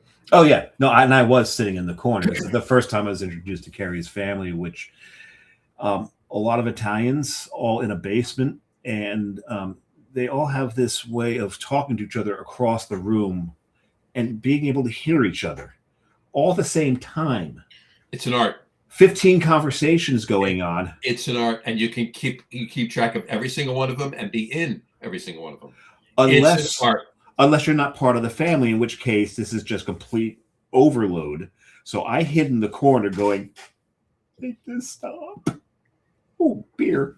Yeah. But it was interesting. I've gotten a little more used to it now. I figured how to compartmentalize all the conversations. There you go. Well, that's what you got to do. That's kind of part of it. That's the only way to do it. But no, I really think there's room for craft beer. It depends upon the crowd that you're with, right? Yeah. Let me ask you this. What is your favorite food? And obviously, there's more than one. You're not eating one thing at a Super Bowl party. But what is your favorite food to eat at a Super Bowl party? Either wings or nachos. There has to be both. You have to have both. You have to have both, and I agree with you. But they're my 2 and my 3. My number 1, skins. Nope.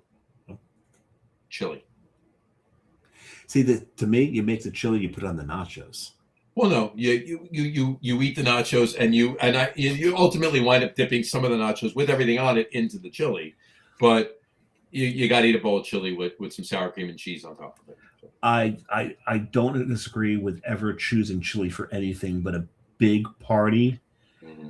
I hope you've got dark rugs. Oh no, my chili is, trust me, my chili is fine. Mm-mm. I'm saying people are going to spill it everywhere. A bowl of chili? No. This is I made 2 or 3 weeks ago. I think it was 2 weeks ago. On a Sunday, I made a batch of chili. It was a new recipe that I concocted that I had not done yet. It involved like 2 or 3 different recipes that I kind of blended together. And I made it as a test batch because that's what I wanted to do for this coming weekend. And I want to make sure it was good. And that was it right there. That's fascinating. Right there. That's okay. Sure. I'm sure it was. I won't tell you what's in it. I'll tell you next week. It's delicious. It was fantastic. So anyway. No, Carrie and I have not worked out yet what the nibbles will be for Super Bowl. We're just staying here, so there's not going to be a lot. So it's probably going to be wings and nachos. There will be this in the chili. That looks like a smoked Hulk beer. Yep, 100%. So fantastic. Anyway, beer and chilies. So a lot of people will put like that liquid smoke in there. This is a good way to not have to use basically what's just a chemical additive.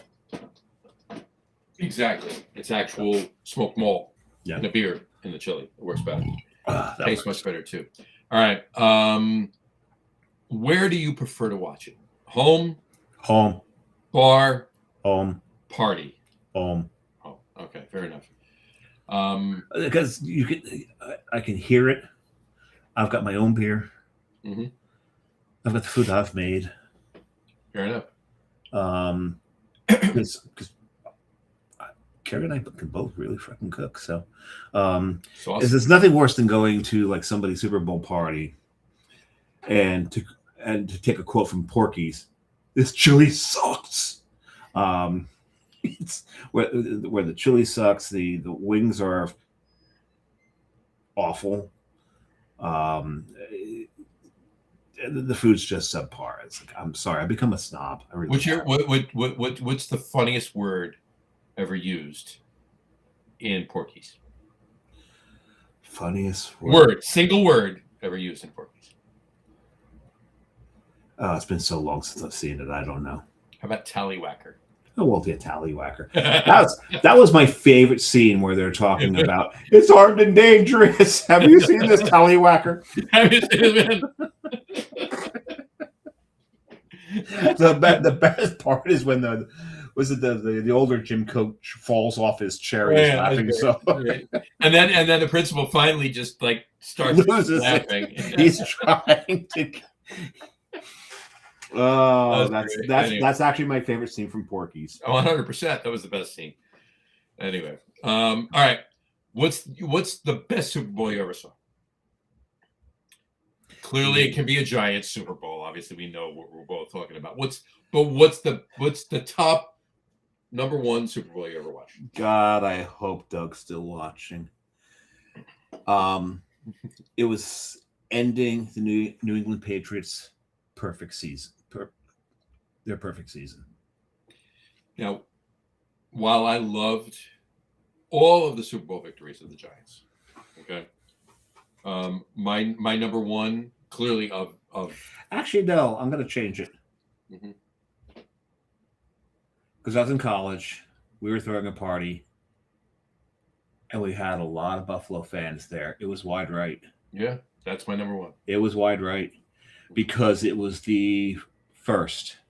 No, that was the second. That was the second. But man, we were having a party at the time, and we had some really arrogant Buffalo fans there. Yeah, that was a good one. But I was at back in the day. Back then, every year there was 18 of us used to go skiing, and we talked about skiing already, right? Used to go skiing up in Killington, and there was 18 of us. We used to run 2 3-bedroom townhouses, and with couches and everything else, there was 9 guys in each room, each townhouse. Ski on, ski off. It was fantastic. It was a great weekend. We went Thursday to Monday, and it was a great weekend. And it with culmination, and we got a couple runs in on Monday before we packed up and left. But Super Bowl Sunday, it was fantastic. We all got together and watched it. So that's my number one.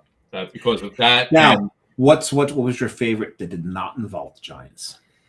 My favorite that did not involve the Giants. Oh, geez. My favorite Super Bowl that did not involve the Giants. Jeez.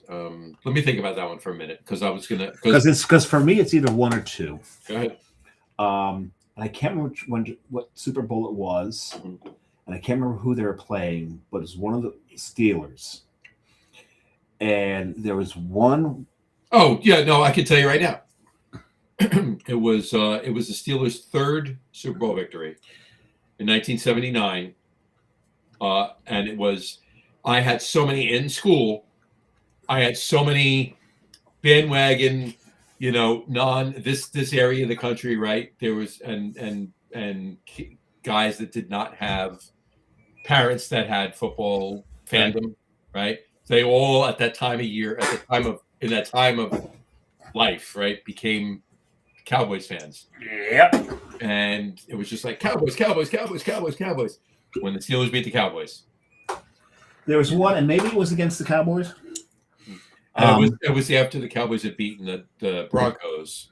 But there was one where Bradshaw hit Stallworth. It was raining. Mm-hmm. Stallworth catches the ball, falls, and then slides for like 8 yards. Mm-hmm. And they had to make a rule against advancing on a slide like that. But that was one of them. But another one I thought was one of the greatest Super Bowls ever. Right. Was 49ers Cincinnati. Which one? Exactly. The goal line stance. That goal line stance of the 49ers that stopped Cincinnati from, I think, taking the lead in that game. That one. I don't know which Super Bowl that was, but that because the Bengals lost 3 Super Bowls to the NFC West. Yeah. So, 2 to San Francisco, 1 to the Rams. But that one much more recently, obviously. Yes, obviously. But that one was Collinsworth was one of the receivers in it. Mm-hmm. Really wish he was still playing receiver so we didn't have to listen to him. Because God, he's painful to listen to. There was a real list today. Who's the worst People are going around asking who's the worst sports commentator. It's somewhere between Collinsworth. It's not for me. or Buck. No, Buck's my number one. Yeah, Buck's. And his father was fantastic. Yes, Buck's father was fantastic. I can't stand Joe. And the only time I can tolerate Joe Buck is when his voice is muffled because his head hasn't completely come out of Troy Aikman's mouth. You mean because his ass? out of his mouth because he shoves his head up his ass. There's Joe Buck's. I don't particularly like Joe Buck, but I can't stand listening to Collinsworth. I spend the whole game going, no shit, Sherlock. Yeah. Thank you, Captain Obvious. Everything. Oh, well, what they want to do here is score a touchdown. Mm-hmm.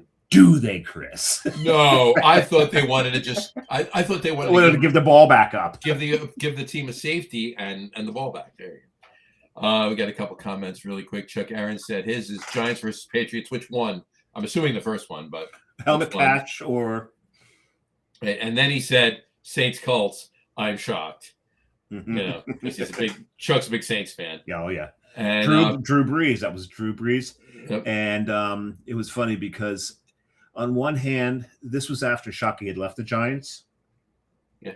But I was actually really happy to see him get a Shockey ring. has 2 Super Bowl. No, he had a Super Bowl ring with the Giants. Yeah, but I was happy to see him play. I was happy to see him actually earn one. Right. Because Shockey has 2 rings. So. He does. But when he joined the Saints, he actually became a team player because he actually had a leader on that team where Drew Brees managed to shout him down and Shockey stopped being an asshole and became a team player. So you're saying that Eli Manning wasn't a team leader? He was after Shockey left. When Shockey broke his leg, I was actually at the game where he broke his leg. So it's your fault. That Eli actually took control of the team and won the Super Bowl that year. Yes, I'll take credit for that one. Chuck Aaron did say Giants helmet catch game. Yeah, yes. I'm assuming that's what it was. But Brian Bogue said he likes watching at home. Wings are his favorite food, and Giants beat Patriots. There you go. So, all right. Last question on the Super Bowl for you. Who's winning this Sunday? I could tell you. I'm rooting for Seattle. Yeah, Seattle's winning the game. And I think Seattle's winning it this year. Seattle's winning. I am impressed, absolutely 100% impressed with what the Patriots have done this season. Between this 2-year quarterback? Second year. Drake May's second year. And Vrabel. You know, Vrabel is now the only human being to ever have played in and coached the same team in a Super Bowl. Mm-hmm. I am absolutely impressed. And, you know, maybe if it was against anybody other than the Seahawks or maybe the Giants, I may have been rooting for them only because of the story that they've created this year. I love it. But there's a bunch of reasons. We'll stay away from the politics. But there's that whole thing that every time there's a new pope, the Seahawks are in the Super Bowl. Have you seen that? The last 3 times we had a new pope, the Saints are in the Super Bowl. Seahawks are in the Super Bowl. So here's it would make more sense if it was the Saints, wouldn't it? It would. So here's the thing, right? I like, and somebody said this today, and I agree with it. Okay. I don't dislike this Patriots team. I actually like this Patriots team. Yes. How can you not? For people that are Patriots haters, for whatever reason, the Patriots, this Patriots team is likable. I love this team. I love what they did this season. However, I'm still rooting for the Seahawks. No. I'm not rooting for the Seahawks, mind you. I want to see a good game. Of course. I'm impartial. Either side could win, and it's not going to really. There's no skin off my apple, right? But here's the thing. I think that the Seahawks will win, and my reasoning for that will be no. I'm not going to tell you right now. It will be discussed tomorrow night Okay. on the Get On With It podcast. I was going to say End the Chaser. We're not my, doing End the Chaser. My reason as to why the Seahawks win is because defenses win championships. Well, New England has a great defense too. They do, but I think the Seahawks is better. So my reasoning, if anybody's interested, if anybody watching the show or listening to the show is interested in what I have to say, and for that matter, what Radio Pete and Harry Lugnuts has to say. To quote Jack Nicholson from the bucket list, no one cares what you think. Well, that's what you say. I hope there's somebody out there that actually cares what I have to say. Anyway, tomorrow night we'll find one. 7:30ish p.m. Eastern time. And not for nothing, Bucket List, one of the most very underrated movie. You ever seen? Oh yeah, no, it's a very underrated movie. Hold on, we have another comment here. We have a couple of comments. Brian Boak said Seahawks are winning. Okay. Chuck Aaron said, love rooting for a team that's selling right after the game is over. What does that say about the view? Yeah, there is that. But the thing is that it kind of like almost gives the team an extra incentive to send her out on the high note. Exactly. Because they love their owner. They love their owner. That team loves their owner. And then Mark Dill, hey Mark, he goes, I'm looking forward to a Giants season that Johnny has nothing to bitch about. Never going to happen, Mark. It doesn't matter. They can go undefeated. Johnny's still going to bitch. Thanks, Mark. Wrong? Am I wrong? No, you're not. He's still going to bitch. But Mark's hopeful. So yes. I like the optimism, Mark. Anyway. All right. You know what? I don't know if Mark was listening when I said it. I'm going to be in, more than likely going to be in Nashville, not this coming weekend, but the weekend after that. Well, I'll have to hit you up and see if you're around. Mark Dill is in Nashville? Isn't he? Yeah. He's in Monmouth County. He's in. Oh, not Mark. God damn it. I'm confusing with Chris. Yeah, Chris Weisner. Oh, Jesus Christ. Okay, I need another drink then. I think you need another beer. Mark, I still think you should come with us. Yeah. I think you should go. Why not? Anyway, well, you will be at Carton this Saturday, so maybe he can meet you there. So one way or the other, you can hook up with Mark. There you go. More than likely, we'll have to hit. We've got to get that rat bastard of an owner to tell us what we're doing next week. Yeah. Well, I talked to him earlier, and I'll tell you about it after the show. So okay. Yeah. Do we have is it set? I'll tell you about it after the show. We're good. Okay. However, I do want to bring this up. A couple people had mentioned, and you and I had mentioned too, the Giants' first Super Bowl against the Patriots with the helmet catch and everything else. And that was 18 years ago today. And then here's to the Giants. Here's to David Tyree, who was let go in the offseason. And hey, I was at the parade. Not both parade, if you will, but back at MetLife, the rally, if you will, back at MetLife. Or no, it was Giant Stadium. It was Giant Stadium back then, yeah. And which we call David Tyree, when they were announcing the team and everybody's walking out, David Tyree came out with a football attached to his helmet. Stuck to his helmet. Yeah, that's great. Probably why they let him go in the off season. That was great. But yeah, it was 18 years ago today. So yeah, 18 years ago, which means 14 years ago was the Giants' last Super Bowl. So it's been 14 years. So I am hopeful. I am finally. I went like this. You went like this. Once they signed Harbaugh as the head coach. So I'm like, well, we'll see. There's a little strife, little controversy in the front office. We'll see how that plays out. But I don't think that's going to have anything to do with the play on the field. That's more of a. It shouldn't. It really shouldn't. Anyway, all right. We have a top 3 list. What the fuck is the top 3? I'll tell you right now. Oh shit! Wow. Yeah, I think I brought it up and I completely forgot to be prepared for it. And we actually have it was another day. So today is Happy Birthday, Elmo. Happy birthday, Elmo. Elmo, little red thing that speaks in the third person all the time. Mm-hmm. Yeah. That's the best I can do, Elmo. Mr. Noodle. Mr. Noodle. There you go. So There was tonight's- there was two Mr. Noodles. because of today being Elmo's birthday, tonight's top 3 list is top 3 favorite Sesame Street characters. Top 3 favorite Sesame Street characters. This should be fast. This should be fast. So Yeah, we'll see. we'll see. All right. So who does go first? Do you want to go first? Do you want to go first? I don't know if there's any order to this. Snuffleupagus. All right.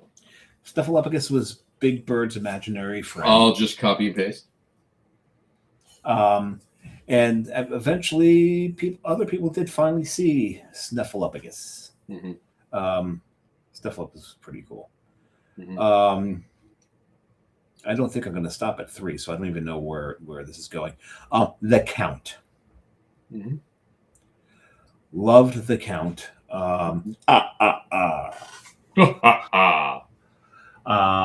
He was one of my favorites when I was a little kid. And another one of my favorites, and I'm going to name him the way Big Bird named him, Mr. Looper. Mr. Looper, all right. His name was Mr. Hooper, though, wasn't it? It was Mr. Hooper, yeah. And Big Bird called him Mr. Looper for some reason. All right, so that's your 3. No, you can't keep going because you already took 90 of mine. So no, I've got one more. Go ahead. This is actually my number 1, and it's my number 1 because. So what did you do? Auto mention 3, 2, 1. Yes. So my number 1 is the only one that ever charted on the Billboard. That would be Ernie. That would be what? With Rubber Ducky. Ernie. Rubber Ducky, you're the one.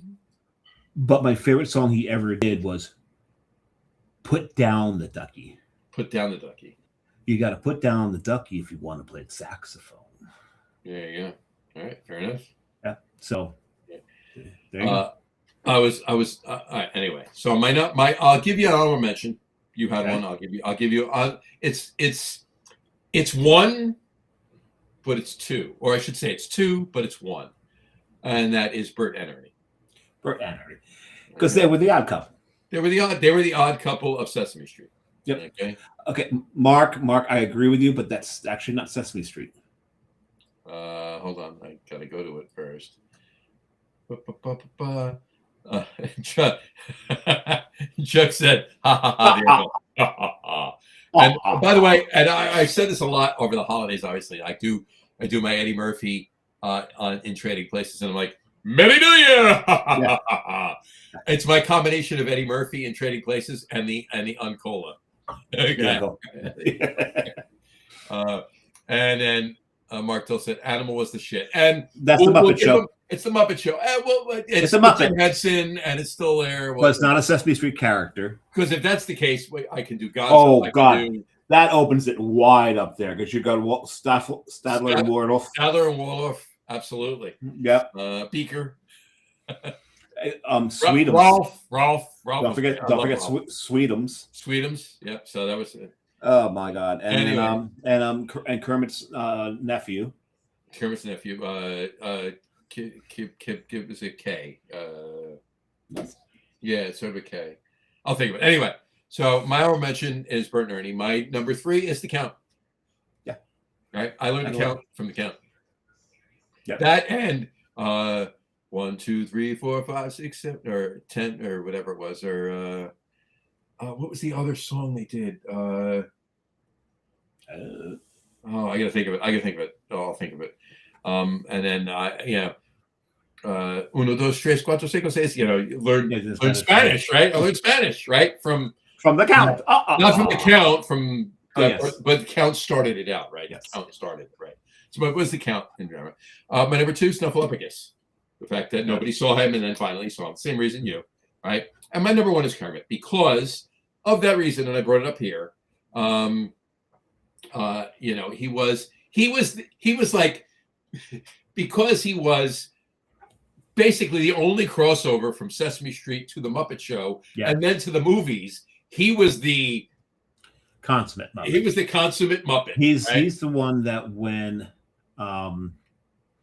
Jim Henson passed, Time Magazine had a photo that was just heartbreaking. and it was Jim Henson's director's chair, and they had the Kermit puppet draped over the back of it, lifeless. Right. Basically telling you two important people in America died today. Sure. And when there's very few times where a celebrity has passed where I've actually been impacted, and Jim Henson at first didn't quite impact me originally, but if you remember, his funeral was at St. Patrick's Cathedral here in New York. Yep. And during the ceremony, the doors open to St. Patrick's Cathedral, and Big Bird walks in and starts singing "It Isn't Easy Being Green." Mm-hmm. It wasn't easy for your eyes to be dry when that happened. That was you're right. That was a very, very powerful moment. And Chuck, okay, so put up Chuck's comment. He Again, this is Muppet Show, and that's Rizzo he's talking about. The little Muppet rat. There you go. Yeah, Rizzo the rat. And the thing is, Rizzo and Gonzo in Muppet Christmas Carol, they made that whole thing. I mean, Michael Caine, don't get me wrong, Michael Caine really helped on that. 100%. And Brian Bocher says Sesame Street was after me. I was not going to come out, but you still knew about it, so you can still know about it. You knew about it. You're the only person I know that says Sesame Street was after you. He's not that much older. I mean, he's older than us, but he's not that much older. But it seems like he's ancient compared to the fact that it's after him. I know. Anyway, so now I got something for you. All right. Mm-hmm. Who voiced Cookie Monster, Bert, and Grover? Frank Oz. Yes, he did. There you go. Also, Yoda. Well, obviously that's why I'm saying it to you, right? He also voiced Miss Piggy and Fozzie and Animal. And Animal. There you go. Well, Fozzie Bear was named after Frank Oz. F. Oz. Yeah. F. Oz. Yeah, Fozzie Bear. Yeah. Waka waka waka. Sam Eagle too. He also voiced Sam Eagle. Sam Eagle. Sam Eagle was great in Christmas Carol as well. Yeah, he was. And then Brian Book said, "I am old." Yeah. We know. Older. You're not old. You're older. You're just older. You're not older. You're just older than us. There you go. Not much either, by the way. But yeah, he voiced Frank Oz. Of course, Frank Oz voiced Frank Oz. He voiced Yoda. But my favorite role, and while I love all of those voices, let's see. Was your favorite role the booking officer in Trading Places? 100%. Or was it the tax assessor in Blues Brothers? No, that was good. He was good in that too. That's probably my number 2. It might even be slipped to 3 behind like Fozzie or Grover. Because he was in all of those movies. Oh yeah. No, yeah, but he was anything Dan Aykroyd was in. Frank Oz had a role in it. And it wasn't that, it was the director that always brought him in. Yeah. I can't remember his name now. It wasn't Zemeckis. It was who it was. But he always brought Frank Oz in. Yeah. But it was fantastic. Yeah. All right. Yeah. Anything else from you? Favorite musical moment in the Blues Brothers for you? Oh, please. When they were playing Rawhide and getting beer bottles thrown at them. Absolutely. Love that. But I think by Aretha. Oh yeah, no. Look, all of it was good, right? Yeah, all of it was fantastic. I mean, I don't think there's a bad musical like. Oh yeah, when Aretha's singing like when they go to get Guitar Murphy, Guitar Murphy and Bulu Marini. Right. So that was fantastic. What's his face? Don't forget Ray Charles, The Land of a Thousand Ray Dances. Charles when they're in the music store. Yeah, there's amazing music. I love that. Did you see this? Did you see the follow up with John Goodman? I did see it. The Blues Brothers 2000. Yeah. 2000. And what I loved about that one, a lot of people didn't like it. I didn't love it, but I didn't hate it. In the final scene where they have that big band there, there's Travis Tritt's in that band. Mm-hmm. Coco Taylor is one of the backup singers in that band. Mm-hmm. And anybody who's a big blues fan, You know who the fuck Coco Taylor is. But one of my favorite musical scenes from that was that when they did Funky Nassau. There you go. Oh, and of course you've got what's his name? The music director from SNL and Dave Letterman, Paul Schaefer. Paul Schaefer, yeah. Paul Schaefer was great in that. Oh yeah, absolutely. What's your favorite Blues Brothers song? Well, the Blues Brothers did it. I've got a soft spot for Rubber Biscuit. Rubber Biscuit. Here, I ain't but I've got to say it's got to be.